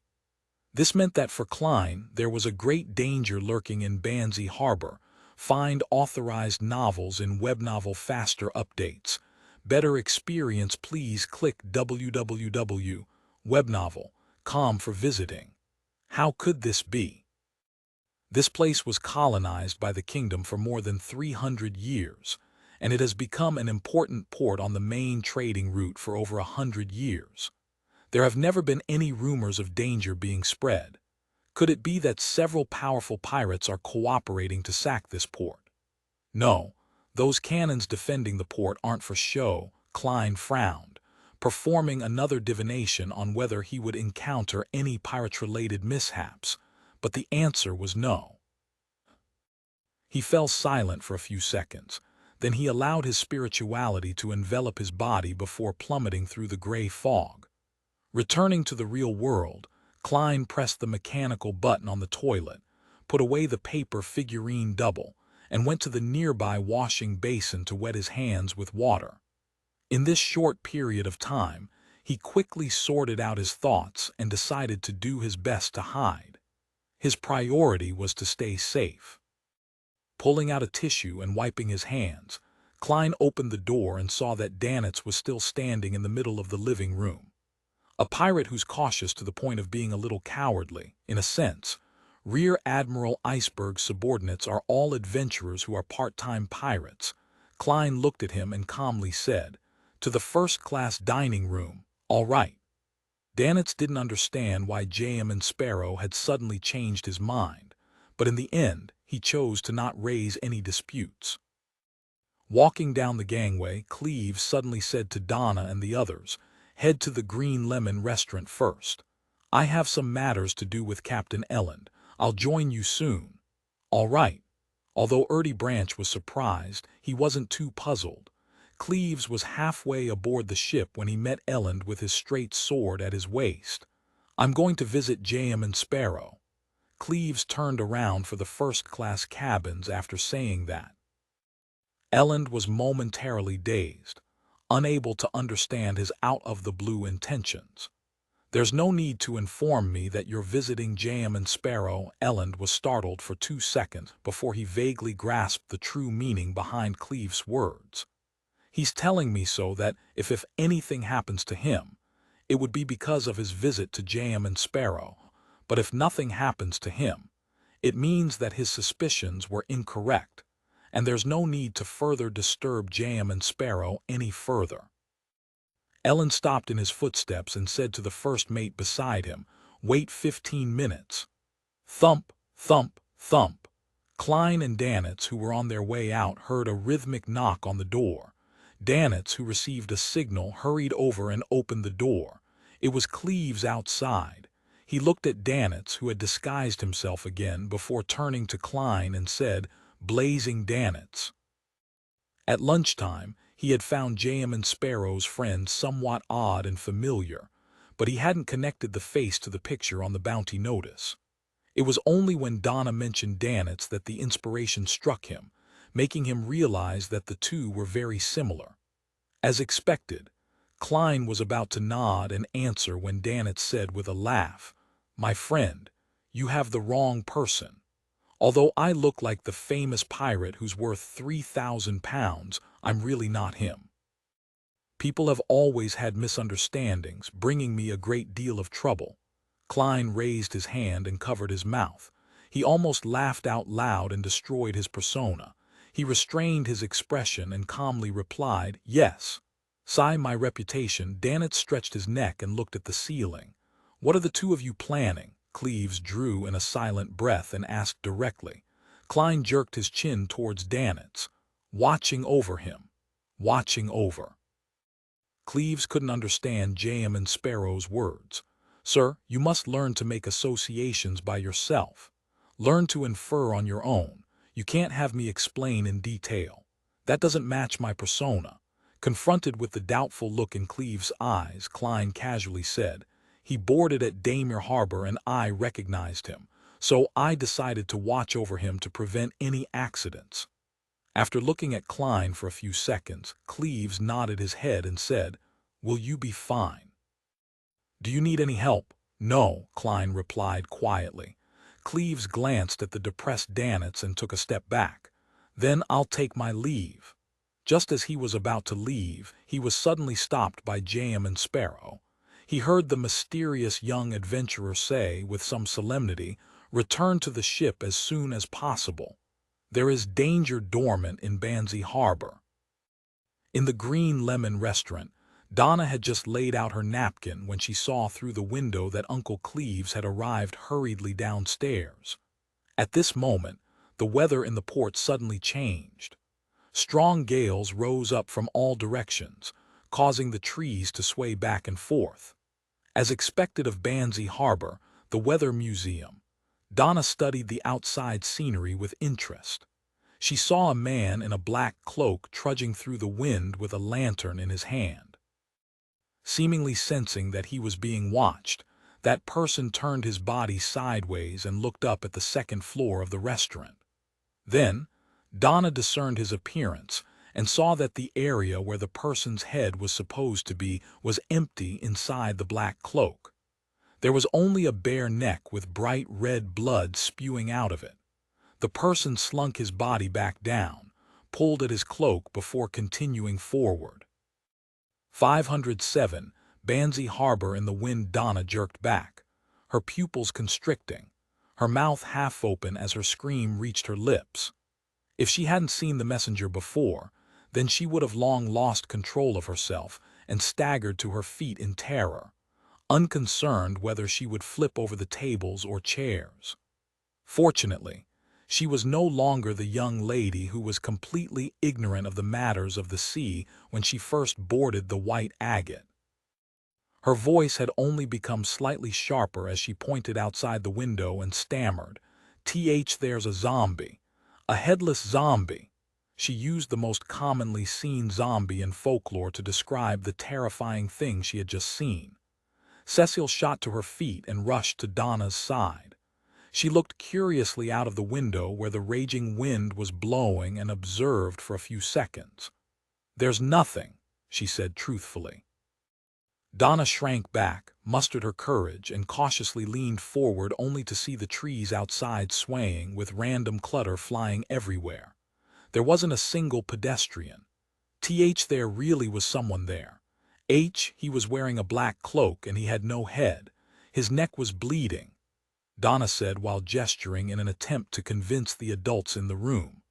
Her father, Ertie Branch, propped himself up from the table, went to the window and looked out for a moment. "Donna, you aren't allowed to read that Fonz's Horror Stories anthology anymore tonight." But Donna felt aggrieved and wanted to defend herself. At this moment Cleves came up to the second floor and approached, asking, "What happened?" Donna said she saw a zombie, a headless zombie, the other bodyguard, Teague, explained with a chuckle. Cleves was silent for 2 seconds, then he nodded at Donna. It's okay, this shall pass. The wind outside is very strong and dangerous. We'll leave when things calm down. In the eyes of Donna, Uncle Cleve's words indicated that he believed her and had chosen the safest solution. But in the eyes of Ertie, Teague, and the others, this was merely a clumsy tactic to comfort a child. Seeing that Donna was still a little nervous, and that his real employer wasn't too satisfied, Cleves pulled out a chair and sat down as he calmly said, "There's a strange tradition in Banzi Harbor. They don't leave the buildings or respond to any knocks on the door when the weather turns stormy at night. If you open the door, will you be taken away by the zombie?" Denton suddenly asked in enlightenment, having seen the messenger with his sister.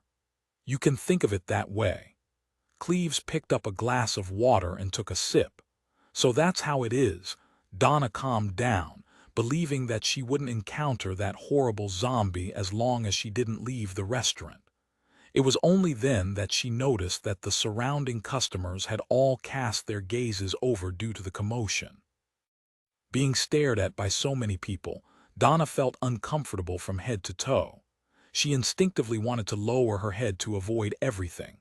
"I didn't do anything wrong. I really saw it." Donna obstinately straightened her neck and looked around. She saw the gentlemen in tailcoats and the ladies in their beautiful dresses retract their gazes. She saw them lower their heads, pick up their spoons, and scoop the dark red blood blocks in their bowls to stuff into their mouths. Their lips were stained with a tinge of red. Their faces appeared pale under the light of the crystal chandelier. The contrast between the two made Donna feel an inexplicable sense of fear. She turned her head back and waited for dinner, secretly praying to the goddess that the gale would cease as soon as possible. Banzi Harbor Telegraph Office. As soon as Elland and his first mate finished sending their report to the Navy, they realized that the wind outside was howling and that the nearby doors and windows were rattling. "Really, the weather here is always so unstable." Elland put on his boat-shaped hat and sighed with a laugh. His first mate, Harris, laughed out loud. "Otherwise, how could they call themselves the Weather Museum? It's best if you don't head out. Legends say that you'll lose your head because of that." The telegraph office's staff, a young lady with curly brown hair, reminded them in a slow voice. "I know, but I've tried a few times and nothing happened." Without a care, Harris opened the door to leave. Ellen stopped him and thought for a moment. "Will it be okay to go to the cathedral next door? Your telegraph office will be closing, right?" "No problem." The lady with the curly brown hair was still as slow as ever. Ellen nodded, opened the telegraph office's door, and trudged toward the Storm Cathedral, dozens of meters away, against the gusts of wind that seemed to be capable of sweeping away a child. First Mate Harris, who was holding onto his hat, followed the captain as if to express his desire to rush directly back to the White Agate. However, the moment he opened his mouth, strong gales gushed into his mouth, and his whole voice was miserably stuffed back into his mouth. After croaking for a while, he wisely shut his mouth and stopped making obviously unrealistic proposals. It was still 15 minutes to 7, and even in the evening, the main doors of the Storm Cathedral were still open for its congregation. The gale weakened significantly when it reached the area. At the very least, Ellen and Harris no longer had to worry about their hats abandoning them. Upon entering the cathedral, they walked down the dark and solemn aisle. They stepped into the prayer hall and saw a man in a dark blue priest robe sitting in the front pew. He was quietly gazing at the huge storm-sacred emblem, made up of the symbols of the wind, waves, and lightning on the altar. Ellen smiled as he moved closer, patting the familiar figure on the shoulder. "Jace, where's your bishop?" With that pat, the priest's head wobbled. Then it fell forward, and with a loud thud it fell to the ground, continuously rolling about. Blood gushed out of the priest's neck like a fountain, soaking Ellen's face. A cold and damp feeling reached his heart, and Ellen's eyes were blinded with a rich red color. All that was left in his line of sight was a world of blood, as well as a head that had finally stopped rolling and was staring upwards with a glazed look in its eyes. At 7:15 p.m., Klein and Danitz, who came out of the first-class restaurant, noticed that the wind which had been shaking the boat had calmed down considerably. After thinking for 2 seconds, Klein walked all the way to the entrance of the cabin and asked the crew, "Who else isn't back?" The crew member had seen this passenger enjoy the delicious Murloc meat with the captain, so he didn't hide anything as he said, "Other than the Branch family and the Timothy family at the Green Lemon restaurant, all the other passengers have returned before the gale started." "Heh heh, that place is quite far away, and it also takes quite a long time to dine there." "Oh right, captain and first mate went to the telegraph office, but they haven't returned yet." Klein nodded indiscernibly and returned to room 312 in silence. He stood by the window, looking at the waves that were stirred by the wind. Even without using the mysterious space above the gray fog to divine, his own spiritual intuition made him vaguely sense that something bad was brewing and happening. After waiting another 5 minutes, he still didn't see Captain Elend and Donna's family return. Klein glanced sideways at Danitz, making the famous pirate slouching in the reclining chair sit up straight. Find authorized novels in webnovel faster updates. Better experience, please click www.webnovel.com for visiting. Klein looked away, said nothing, and went into the washroom. He closed the door behind him, took out the paper figurine, disguised himself, and went above the gray fog, ready to make another divination. Before, he had considered the potential risks of Banzi Harbor, but now, after the wind had picked up, he intended to confirm the current level of danger. Banzi Harbor is dangerous. Klein held the spirit pendulum and began to recite the statement in a low voice. After repeating this over and over again, he opened his eyes and discovered that, although the topaz pendant was rotating clockwise, it wasn't spinning at a fast frequency or with large amplitudes. "There's danger, but it's within acceptable limits. This is in contradiction to the revelation from before," Klein whispered to himself as he leaned his elbows on the edge of the long bronze table. He quickly thought of one possibility, and that was that the current danger wasn't equal to the dormant danger. Only by triggering something or investigating it thoroughly would the iceberg hidden beneath the sea appear. This dormant danger might have existed for 300 or 400 years, or perhaps even longer, and not because of my arrival. The current danger might even have nothing to do with the dormant danger. It's a pity that I don't have the necessary information to make a divination based on this conjecture.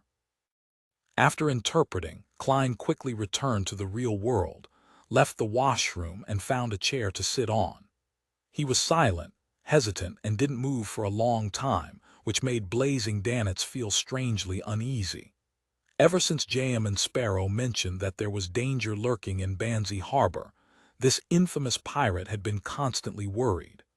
To be able to make this monster change his mind and avoid the danger at Green Lemon Restaurant, it must be very terrifying. "Why is my vacation so miserable? I'm plagued with bad luck." The atmosphere was so stifling that Danitz had to get up and pace back and forth. It was then that he saw the monster Jam and Sparrow suddenly stand up, button his double-breasted frock coat, and walk over to the coat rack by the door. After taking his silk hat, Klein looked at Blazing and said without any expression, "You're free." "Huh." Danitz only found it surreal. He suddenly understood what the monster was thinking of doing, and he blurted out in shock, "You want to save the captain and those ordinary people. Why, you were the one who said it's dangerous outside." Klein put on his half-top hat, picked up his black wooden cane, twisted the door handle, and replied calmly, "They cooperated with me. They kept my secret for me. He treated me to Murloc meat. He helped me pay compensation for White Shark's loss. Danitz didn't react for a moment. Subconsciously, he asked, how much was the compensation? A few solely. Klein opened the door and walked out. Madman, this fellow is completely mad. Be it his treatment to others or himself, he's a madman. Danitz's mouth was half open as he felt speechless. Luckily, I'm a normal person. I'll stay in a safe place. Danitz retracted his gaze and thought in mockery and amusement. Just as this thought came to him, the wind howled again, rattling the windows and causing the candles in the room to flicker. Looking at this dark and turbulent scene, Danitz suddenly thought of a problem. The ship is anchored in the harbor, which was also part of Banzi Harbor. It's not safe either, and it could also be in danger. If I were to stay here on my own, then I might as well follow that monster. At least, he's very strong. He ran out of room 312 and caught up with Klein just as he was about to leave the cabin. Klein turned his head to glance at him. Although he didn't say anything, his puzzlement was very evident. Danitz hurriedly laughed. If I were to choose to retreat in the face of such trivial risks, I'll be mocked by all the pirates of the Sanya Sea. An excuse, without exposing him, Klein borrowed a lantern from the crew. Carrying the dim yellow lantern and holding his hard wooden cane, he walked alongside the boat and entered the dim port in his black suit. As Danitz lamented, he followed closely beside him. 508 Don T. Go O. Unlike mainland cities such as Backland, Tingen, and Pritz Harbor, colonial islands such as Banzi Harbor lacked gas. The lamps lining the two sides of the street were sparse. They had candles caged in glass, waiting to be lit. Unfortunately, the wind had picked up early, so no one went out in the evening. The candles didn't shine at the predetermined time, and the road was pitch black. The faint outline of the crimson moon shone through the clouds. Compared to before, the wind was much calmer. At the very least, Klein didn't need to be distracted keeping his hat on. The thin fog gradually pervaded the air, and the doors and windows of the mainly two-story houses were shut tight. It was pitch black and devoid of any light, as though no one had lived in the area for a long time. With a yellow lantern in one hand and a hard wooden cane in the other, Klein walked quickly down the quiet street in the direction of the Green Lemon restaurant which Blazing Danitz had pointed out. Whoosh! Amidst the fog, the wind began to swirl as Klein felt a baffling chill down his neck. He lifted his right hand, which held the cane, and propped up the collar of his double-breasted frock coat, completely covering his neck. It was at this moment that a scene suddenly appeared in his mind. In the scene, a black shadow the size of a watermelon appeared from the fog and lunged for his ear. Without thinking, Klein swung his arm and forearm and struck out with his cane. Bam! Just as the black shadow came close, it was struck head-on and sent flying a long distance away. With the help of the lantern's light, Klein finally recognized the thing that had attacked him. It was a head. It was a head that had lost its body, a head that had its esophagus hanging down. The head floated in midair, its face resembling dried cheese with mildew all over it. There was a yellowish-green liquid flowing down its skin as it outlined the face's contours. There were only two black holes left where its nose was supposed to be. Its bulging eyes were mostly white without much black. Its lips were mostly rotten, revealing sharpened teeth mixed with blood. Dogsh tea. Blazing Danitz silently cursed when he saw this scene, his heart trembling. Even though he had embarked on many treasure hunts and had fought many monsters, such a disgusting and horrifying thing was still rare. At some point in time, a classic revolver had appeared in his hand, and he was about to fire it with his elbow held down. At this moment, he saw a pure ray of light descend from the sky, landing on the somewhat stiff head. Ah! A blood-curdling screech rang out, and the shriveled and hideous head was quickly vaporized before dissolving into ashes. It didn't leave a single trace behind. How weak! Danitz subconsciously commented. Is this monster Jayaman Sparrow from the Sun Pathway? Doesn't look like it. He likely relied on what should be some sort of mystical item. I didn't even realize it just now, but Jam and Sparrow had already discovered the enemy and attacked. He really is very strong. Danitz quickly turned his attention to something else. Just as his thoughts were settling down, he saw a similar head fly out from the fog to his side from the corner of his eye. It was trying to bite his neck. Bang! Danitz calmly pulled the trigger. The brass bullet accurately hit the head covered in mold, shattering the head's glabella as it fell backwards and stopped in midair. Soon after, a crimson ball quickly expanded above Danitz's empty left palm, and a fiery light began to swirl. He leaned forward and dragged his arm before throwing the fireball, causing it to crash into the stiff head.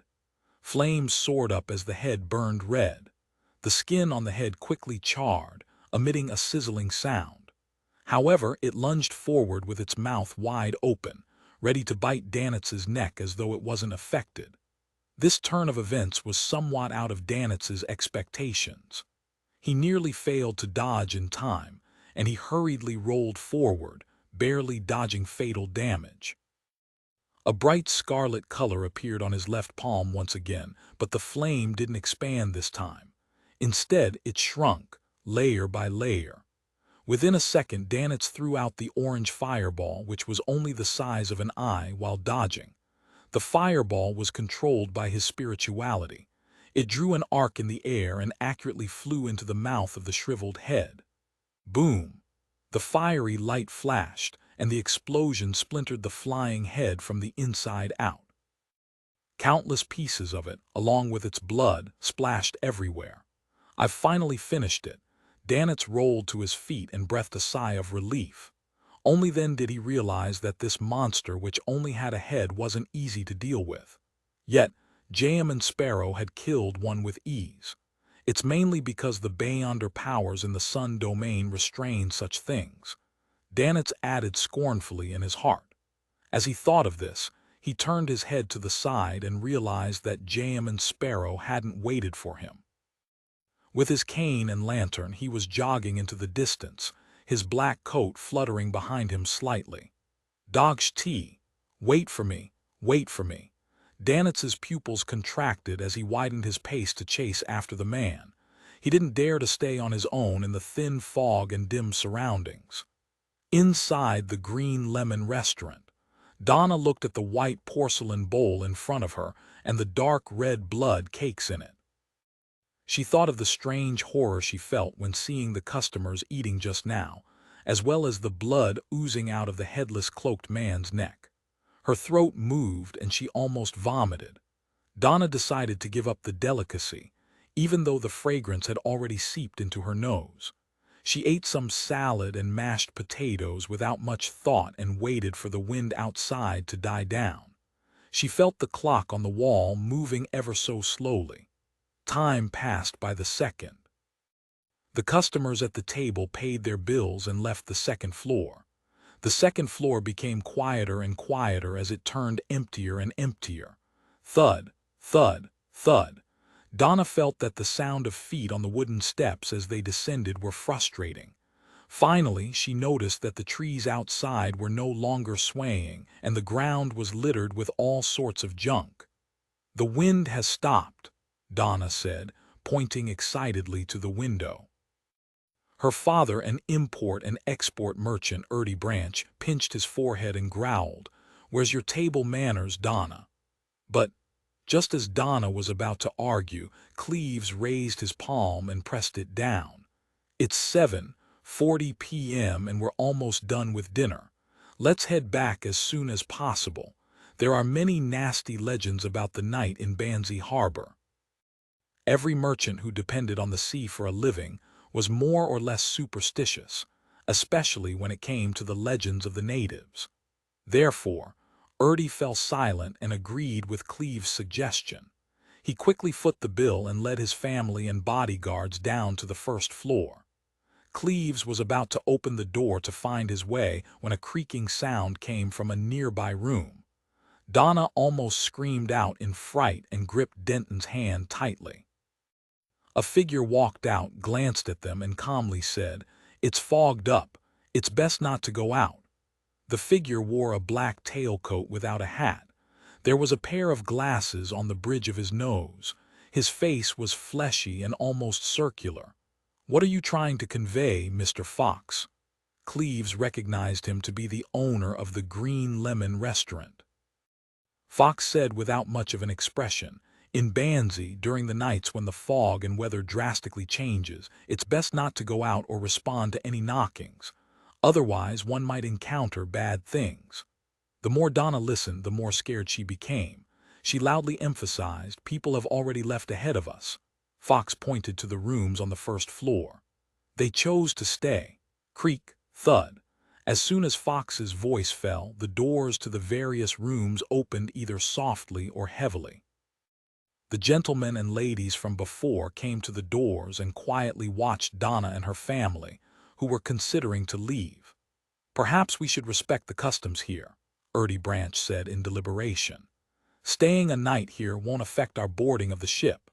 According to the experience Cleves was equipped with, he should have followed Fox's advice and stayed at the Green Lemon restaurant, but he remembered Jam and Sparrow's reminder. It was a reminder of a powerful adventurer who was watching blazing Danets. There is danger dormant in Banzi Harbor. It doesn't refer to it being indoors or outdoors. Cleves quickly made his decision and said to "Mr. Branch, please trust in my profession." "Yeah, I've seen a lot of folklore, but none of them are pragmatic," another bodyguard agreed. Before he finished his sentence, knocking sounds came from the restaurant's door and a series of screams could be heard from afar. "Look, there are knocking sounds. Don't respond," Fox said slowly. Ertie's heart palpitated as he was about to choose to stay the night.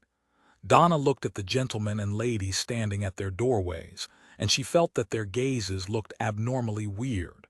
"No, we have to return," the young lady stressed, almost screaming. Cleves could also feel the indescribable pressure and the coldness that seeped through his bones, and he once again stressed his opinion. "If there are any problems, then it'll be more dangerous staying here. There are cannons on the ship, as well as sailors with guns and sabers." This reason convinced who motioned for Cleves to open the door. Cleves waited for the knocking to subside, then with one hand holding a gun, he pulled open the door with the other. The wind's howling had quietened and the darkness was deep amidst the spreading fog. It was as if there were many monsters hidden within. Donna held her younger brother, Denton, and hiding behind Cecile, left the restaurant one step at a time. Creak. The door to the restaurant suddenly closed, preventing them from returning. At this moment, they were like ships stranded in a storm, as though they were the only ones left in this world. With the lantern in hand, Cleves walked in front when he suddenly saw something fly over and crash into the ground, rolling a few times. Donna and the others subconsciously looked over and immediately let out cries of terror. It was a shriveled, rotting head. Then they saw light. Light fell from the sky and the disgusting head melted into nothingness. "This," and the others swallowed hard, their bodies trembling. At that moment they saw a faint yellow light approaching from the depths of the fog. It was a figure holding a lantern, wearing a half-top hat and a double-breasted frock coat which shared the same color as the night. The lines of his face were distinct, and there was an obvious sharpness in the coldness. "Uncle Sparrow!" Donna and Denton cried out. They felt their hearts settle down. Find authorized novels in Webnovel Faster Updates. Better experience, please click www.webnovel.com for visiting. Klein tossed the lantern to Danets beside him, and he walked over with his cane in hand before calmly saying to Cleves and the others as if nothing was out of the ordinary, "Let's go to the telegraph office first." "What about the Timothys?" 509 Rick's Timothys. "They're still in the restaurant," Branch subconsciously replied. He then pointed to the area where the moldy head had been purified and anxiously asked, "What was that just now?" Maintaining Jam and Sparrow's persona, Klein didn't answer and glanced at Danets before walking directly past Donna's family to the tightly closed door of the Green Lemon restaurant. Blazing, Danitz held his lantern and was relieved, having finally completed a goal. He straightened his back, looked at Erdy and the others, and scoffed. You don't have to worry about what that was. Just know that it's a monster that will harm you. If Jam and Sparrow wasn't only a few meters away, he even wanted to proclaim, "Only I, Lord Blazing Danitz, can protect you." Cleves exchanged glances with Cecile and Teague before taking the initiative to step forward. He comforted his employers and said, "Leave your questions to after we get back to the White Agate." Frankly speaking, the three bodyguards had all been adventurers for varying periods of time. However, their understanding of monsters was still stuck at the level of folklore or stories of their drunken peers.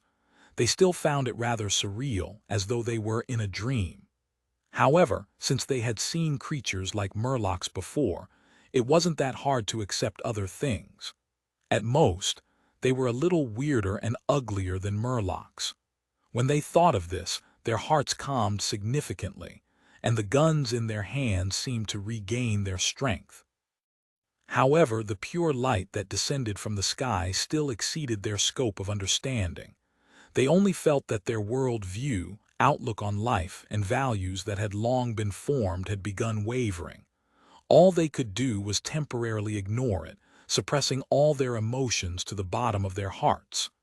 Klein stopped at the door of the Green Lemon restaurant, raised his right hand and tapped it with his fingers. Thump, thump, thump. After he knocked 3 times in a rhythmic fashion, no one answered and there was silence. If not for the candlelight shining through the windows and the cracks in the door, Klein would have thought it was an empty building that had long been abandoned. Thump, thump, thump. He knocked 3 more times. Within the restaurant, the silence continued. Everyone seemed to be abiding by the custom of not responding to any knocking in foggy weather. Klein retracted his right hand and patted the hem of his double-breasted frock coat. Suddenly he leaned back, lifted his knees and kicked his right foot forward. With a bang, the restaurant's door suddenly opened wide, and all the nails that had fixed the copper lock popped out.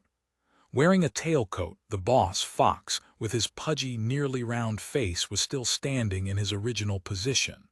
The ladies and gentlemen who had chosen to stay the night all opened the doors one by one and stood quietly at the door, looking over without a word. "What do you want?" Fox didn't flare up, his tone the same as before. However, he had a revolver in his hand. With his spirit vision activated, Klein turned his head and looked around. He didn't find any traces of evil on any of the humans present.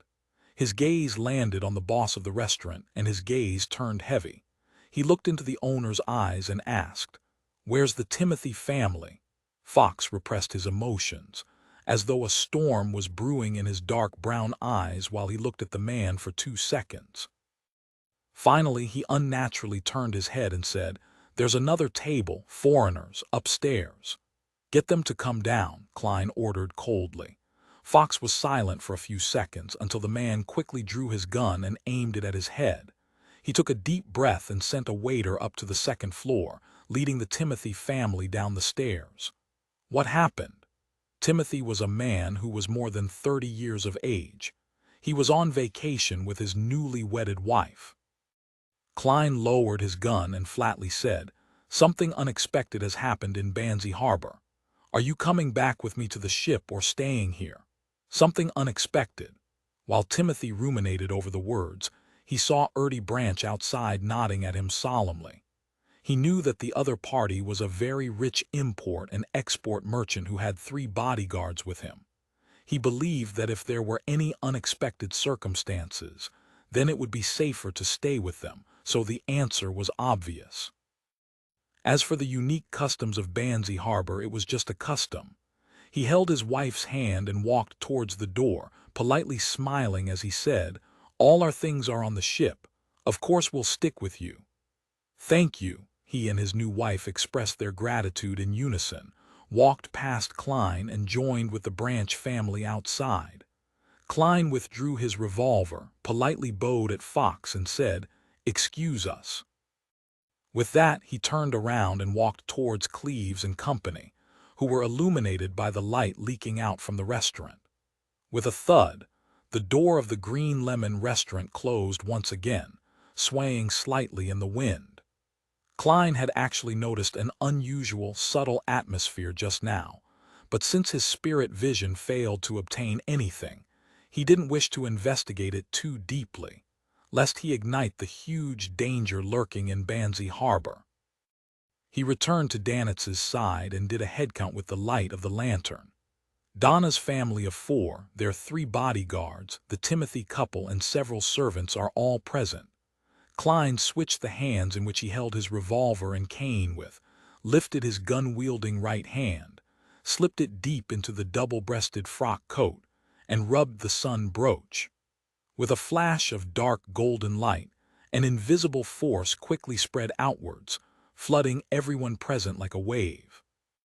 Instantly, Donna and the others felt as if they had arrived in the south, like they were bathing in warm sunlight that dispersed the cold chill within their bodies.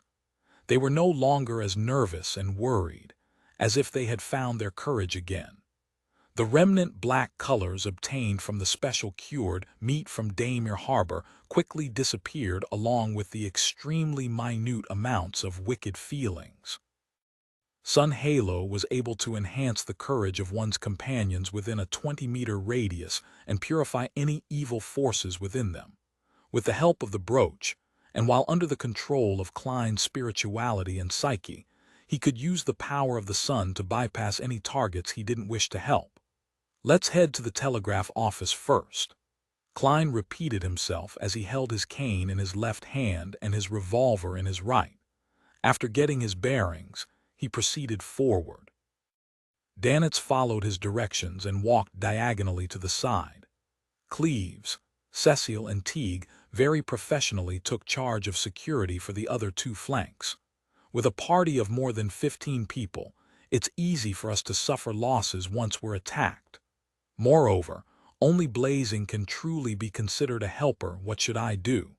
Thinking back to the monsters he had encountered, Klein suddenly slipped the revolver back into his underarm holster and handed the cane to his right palm. He reached into his pocket with his left hand and removed the wall of spirituality around an iron cigar case. He took out Azek's copper whistle and held it in his hand, occasionally tossing it up. He believed that such an action would divert the attention of the undead monsters, which only had one head left from the others, leaving the brass, ancient whistle as the only thing in their eyes. This way, I don't have to worry about not being able to rescue them in time. That's the effect of infravisiting. With that said, she put her finger to her lips, mimicking Uncle Sparrow's meaning of silence.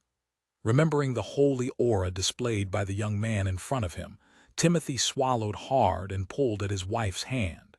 He fell silent while remaining alert, and his servants had no choice but to obey upon seeing this. The group continued on through the moonlit streets. The lights of the houses on either side of the streets were extinguished, leaving only darkness behind the oriel windows. Donna felt as if pairs of eyes were following her and the others, but for some reason no one showed up. They must all be afraid of Uncle Sparrow. She held her brother's hand tight and walked amidst the protective circle of her parents. Suddenly, a figure appeared at the side of the street.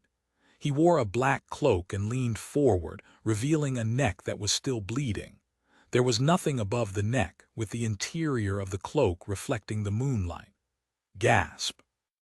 The headless figure let out a beast-like growl that sounded like gasping as it rushed towards Klein, stomping on the street to the point that the ground slightly shook. A spot it passed by just happened to be in Danitz's path. This infamous pirate cursed and flung an orange-yellow fireball which had been repeatedly compressed from his hand. Boom! The fireball exploded, causing the headless man to retreat several steps. His clothes were tattered, and his skin quickly charred while his cloak was set on fire. However, to the monsters that had already lost their lives, this wasn't a serious injury, and in that instant, with a crisp crack, the scarlet flame on the black cloak suddenly soared into the air, as if it were blooming, Klein, in his coat, jumped out of the flames, borrowing the momentum from his fall and his own strength in order to stab the cane he held in both hands directly into the headless man's neck. Splat!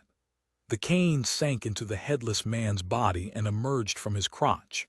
Bam! Klein's back muscles bulged, forcefully throwing the headless monster to the ground.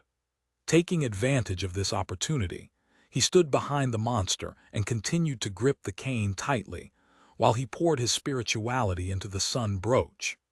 He had already used his spirit vision to determine that holy light summoning, cleave of purification, and fire of light were all unable to deal with this blackish-green monster in a short amount of time, so he could only use another method. 5 seconds, 4 seconds, 3 seconds. The headless man struggled with all his might, but like a snake, he fell to his knees and was firmly nailed to the ground by the cane. 2 seconds, 1 second. Klein opened his mouth and spat out a word in ancient Hermes. Sun. Specks of radiance appeared and turned into water droplets that sprinkled over the headless man's body. Sizzle. When the blackish-green gas was emitted, Klein let go of his cane and took 2 steps to the side. Within the sparse rain, the headless man continuously twitched before finally calming down, eventually melting into a pool of blood. No Beyonder characteristics. This means it's not the real enemy. At most, it can be considered as a created servant. Klein withdrew his cane, turned, and walked back to the group. So cool! Denton let out a belated cheer. Donna's eyes sparkled. He was still borrowing the powers of a mystical item. However, his phasing away during the flames has indicated his true strength. He really isn't easy to deal with. Blazing Danitz retracted his gaze, feeling that his decision not to mindlessly run off had been extremely wise. 7 or 8 minutes later, the group that cleared out 2 more waves of monsters arrived at the Banzi Port's telegraph office. Cleves took the initiative and knocked on the door. "Who is it?" A gentle female voice came from inside. "We're looking for the captain of the White Agate, Mr. Elland," Cleves answered through the door. In the quiet night, the woman's voice spoke at a moderate pace. "He and his first mate went next door to the cathedral. The person speaking sounds odd, or is she like that only on similar nights?" Klein flicked a gold coin and confirmed that she wasn't lying. As they were preparing to leave, the female voice in the telegraph office hesitated and said, Can you guys help me take note of someone? He's my colleague. He went out before the wind started tonight and never came back. His name is Pavel Court, main tank, a term used in gaming for a character that takes on all the aggro and damage. 510. The returning Bishop Pavel Court Cleves didn't directly answer the woman behind the telegraph office's door. He turned to glance at Jam and Sparrow, waiting for his decision. In the eyes of this former adventurer, it was a difficult task for 15 people to get back to the White Agate safely. They couldn't and shouldn't be distracted by helping her search for someone. However, he was well aware that the current pillar of support was Jam and Sparrow and Blazing Danitz. They were the only ones who had the right to decide on the matter. Klein remained silent for 2 seconds, then he spoke in a measured voice. "What does he look like?" He believed that having more information would help him escape this strange, foggy city, so he casually asked in passing. As for whether he would help take note of the person's whereabouts, it all depended on what happened next. While inquiring, Klein also warned himself not to pursue the matter too deeply or else it might risk triggering the danger dormant in Banzi Harbor. Between understanding the situation and avoiding the risks, he had to engage in a balancing act, no more, no less, without leaning too far left or right. This might be an easy or difficult feat because no one knew what would happen once he took the step. He could only judge based on his experience and intuition, and he could fall into a pit at any time. This left Klein highly stressed as his mind whirled at an unprecedented speed. In the dense darkness and thin fog, the telegraph office's door remained tightly shut. The woman inside paused and said, "He's a very handsome man." He has 2 eyes, 2 ears, a nose, and a mouth. Why does this answer sound so scary? Is there something wrong with this woman? According to the customs of Banzi Harbor, she shouldn't have even responded. Blazing Danitz had the urge to kick open the door, rush into the telegraph office, and check the situation inside.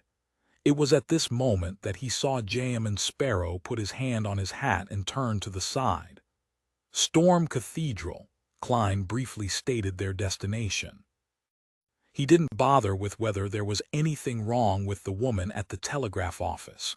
It was just like how he didn't delve into the secrets of the owner of the Green Lemon restaurant or the customers who had chosen to stay the night. The wind was getting lighter, and the fog was thinning. The candlelight from the cathedral was shining through the narrow windows high above, like a beacon in a storm. After Klein used Sun Halo again, Donna and the others regained some of their courage, like people who had fallen into the water and desperately grabbed onto the last straw. They hurriedly walked on the empty streets in silence. Soon they arrived outside the Storm Cathedral, but the doors were shut tight. Glancing at the Storm's sacred emblem on the door, Klein raised his hand and knocked 3 times. Thump, thump, thump. A vigilant male voice immediately came from behind the door. "Who is it?" "Jamin Sparrow," Klein replied straight away. He could already tell that it was Captain Elland. "Why are you here?" Elland asked again without opening the door. Klein raised his cane and calmly said, "You helped me pay White Shark's compensation." After a moment of surprise and amusement, Elland made an initial confirmation that it was the real Jamin Sparrow outside. At the very least, even a monster adept at disguising wouldn't have known something that was privy only to the 2 of them. He still felt hesitant until Cleves, Erty Branch, Donna, and company sounded out in succession. Only then did he relax and allow his first mate, Harris, to unlock and open the door. A heavy clunking sound rang out, and Klein saw Elland in his boat-shaped hat, sword in one hand and musket in the other. "Something happened here too?" he keenly asked, based on his conclusion from the situations from before. Elland stepped aside to let Donna and the others in. Then he pointed at the prayer hall and said, "The priest I knew, Jace, died in there. He was decapitated and Bishop Millet is nowhere to be found. Same for the other priests. Also, the servants in the church are all gone. A dead priest with a missing bishop. The whole cathedral is devoid of the living. This is a little problematic." Klein gripped the cold Azek's copper whistle, his heart sinking. Of course, he was very clear that the priest and the bishop weren't the main force of the Church of Storm that managed Beyonder matters in Banzi Harbor. Underneath this cathedral, there was definitely a mandated Punisher team formed out of 6-8 Beyonders, as well as an indefinite number of sealed artifacts. Even high-sequence Beyonders wouldn't be able to wipe out this force in a short span of time without causing a stir. As long as they're alive and able to use sealed artifacts, the problem shouldn't be too terrible. So, at this point in time, what is the mandated Punisher team doing? Based on his previous experience as a Nighthawk, Klein made a guess of the standard operating procedures. In the process, he followed Ellen to the prayer hall and examined the body of the deceased priest. Jace died a tragic death, as if his head had been decapitated while he was still alive. Unlike the monsters outside, his esophagus and head were separated. With Klein's spirit vision, this priest no longer had any remnant spirit. It would be very difficult to have a successful spirit channeling ritual. Is it due to a unique killing technique, or has it been dealt with accordingly? It's different from the monsters outside. Was it because the operation happened in a rush? Combining all that he knew, Klein concluded his previous speculation. He felt that there were 2 possibilities. 1, there was something of local origins, perhaps a living sealed artifact or a mid-sequence Beyonder, who had lost control underground. It escaped the cathedral and killed Jace while fleeing, causing the abnormal changes in Banzi Harbor. The bishop, priests, and mandated punishers were in desperate pursuit, attempting to form a seal again or get rid the perpetrator. The servants had been led underground and were under the protection of the remaining mandated punishers. But this didn't explain the strange behavior of the residents of Banzi Harbor. The second possibility was that the primitive sacrifice ritual to the god of weather had been resurrected in a number of people in Banzi Harbor, and that the flying heads and headless monsters were in adherence with the descriptions of flesh and blood consumption in the sacrificial rituals and the burying of heads in the altar. And due to some unknown reason, this group of people had raided the cathedral and killed Reverend Jess. The rest of the population had more or less understood the situation, but they had opted for silence. They might have already assaulted the area underground and are currently engaged in an intense battle with the mandated punishers, priests, and the bishop, who are aided by sealed artifacts. They might have transformed all the servants into monsters or thrown them out. It can also be that they're under pursuit from the Beyonders of the Church of Storms, and the servants have been sent underground to receive protection to prevent any accidents. From the fact that Jace's corpse hasn't been used, there's a possibility that it's the latter development. If I were to head underground to confirm the situation, I'll definitely be attacked since we're unfamiliar Beyonders. Besides, the remnant strength might not be sufficient. Klein looked at the priest on the ground and realized that his Beyonder characteristic had condensed into a blue sapphire by his neck. He retracted his gaze and didn't pick up the item. He didn't want to attract the violent retaliation from the short-tempered Church of Storms, so he turned to Elend and Harris. Let's return to the ship first. He casually tossed the gold coin and confirmed that there was no battle currently going on underground. In any case, regardless of whether there were any mandated punishers present, the cathedral grounds were no longer suitable for prolonged stays. After all, Klein wasn't sure if his guess was right, and he could only make the safest choice. All right.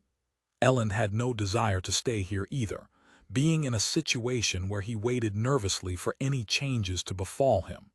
As long as he returned to the White Agate, he would have many cannons and many sailors that could withstand accidents to a certain extent. After a short rest, the group left the cathedral. With the addition of Elend and Harris, the team's defense clearly became much tighter. Klein no longer needed to toss the copper whistle to attract the monsters, so he stuffed it back into his pocket. Shall we send a telegram to the Church of Storms' headquarters to report on Banzi Harbor? After a few steps, Elend made a cautious suggestion. This way, even if there were major unforeseen events, as long as they held on, they would eventually be saved. Klein didn't object. Walking through the thin fog ahead of him, he calmly said, "We'll pass by the telegraph office." Phew. Blazing Danitz breathed a sigh of relief, then his heart skipped a beat. He was afraid that the Church of Storms would perform investigations and discover that an infamous pirate had played an important role in this matter. And by then, he would probably still be trapped on the White Agate. Find authorized novels in Webnovel Faster updates. Better experience, please click www.webnovel.com for visiting. Although I saved people, the mandated punishers aren't friendly to those who don't belong to them, especially when I'm a pirate. Stumped for a moment, Danitz decided to get over the immediate danger before considering other matters. After walking for a while, they saw the telegraph office in sight. A faint yellow light suddenly emerged from the side street and approached them from the depths of the fog. It was a middle-aged man carrying a lantern. A hurricane lamp.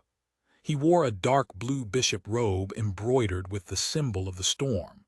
His head was bowed and his face was pale. He was wheezing as he staggered while walking. Elend focused and blurted out, "Bishop Millet." The middle-aged man looked up, raised his hurricane lamp and said, "Elend, is it?" At this moment, Klein took a step back, letting Elend stand out. He didn't wish for the bishop of the Church of Storms to pay notice to him. Danitz even shrunk his neck back, using Ertie's plump body to block himself. "Yes, Your Excellency, Jace is dead. What happened?" Elend wasn't a novice, so he didn't directly step forward. Bishop Millet coughed and said, "An old custom has been revived, and a group of heathens with dirty blood running through their veins are beginning to offer live sacrifices and are consuming their flesh and blood." Jace noticed that they were problematic and ended up being killed by them. The matter can no longer be covered up. They used the sacrificial ritual to change the weather and tried to attack the cathedral. They were defeated by the mandated Punisher and fled to the mountain. They escaped to the cave where the altar is. I was injured in combat. Without being able to hold out much longer, all I could do was slowly make my way back. Just as he finished speaking, a bright ball of light burst out of the distant fog, as if countless bolts of lightning were striking down. With the help of this light, Klein and the others could see the fog-covered mountain range by the shore, as well as the peak which was connected to thunderstorms. To a certain extent, this confirmed Bishop Millet's claim. Elend was about to step forward to support the Storm Bishop when he saw Jayaman Sparrow take out a gold coin and mutter in a low voice, "He has ill intentions." Ding! The gold coin flew up and then tumbled in the air before landing in Klein's palm, heads facing up. It meant a positive result. Bishop Millet stared straight at this scene, his light brown eyes suddenly flashing with a dark red light.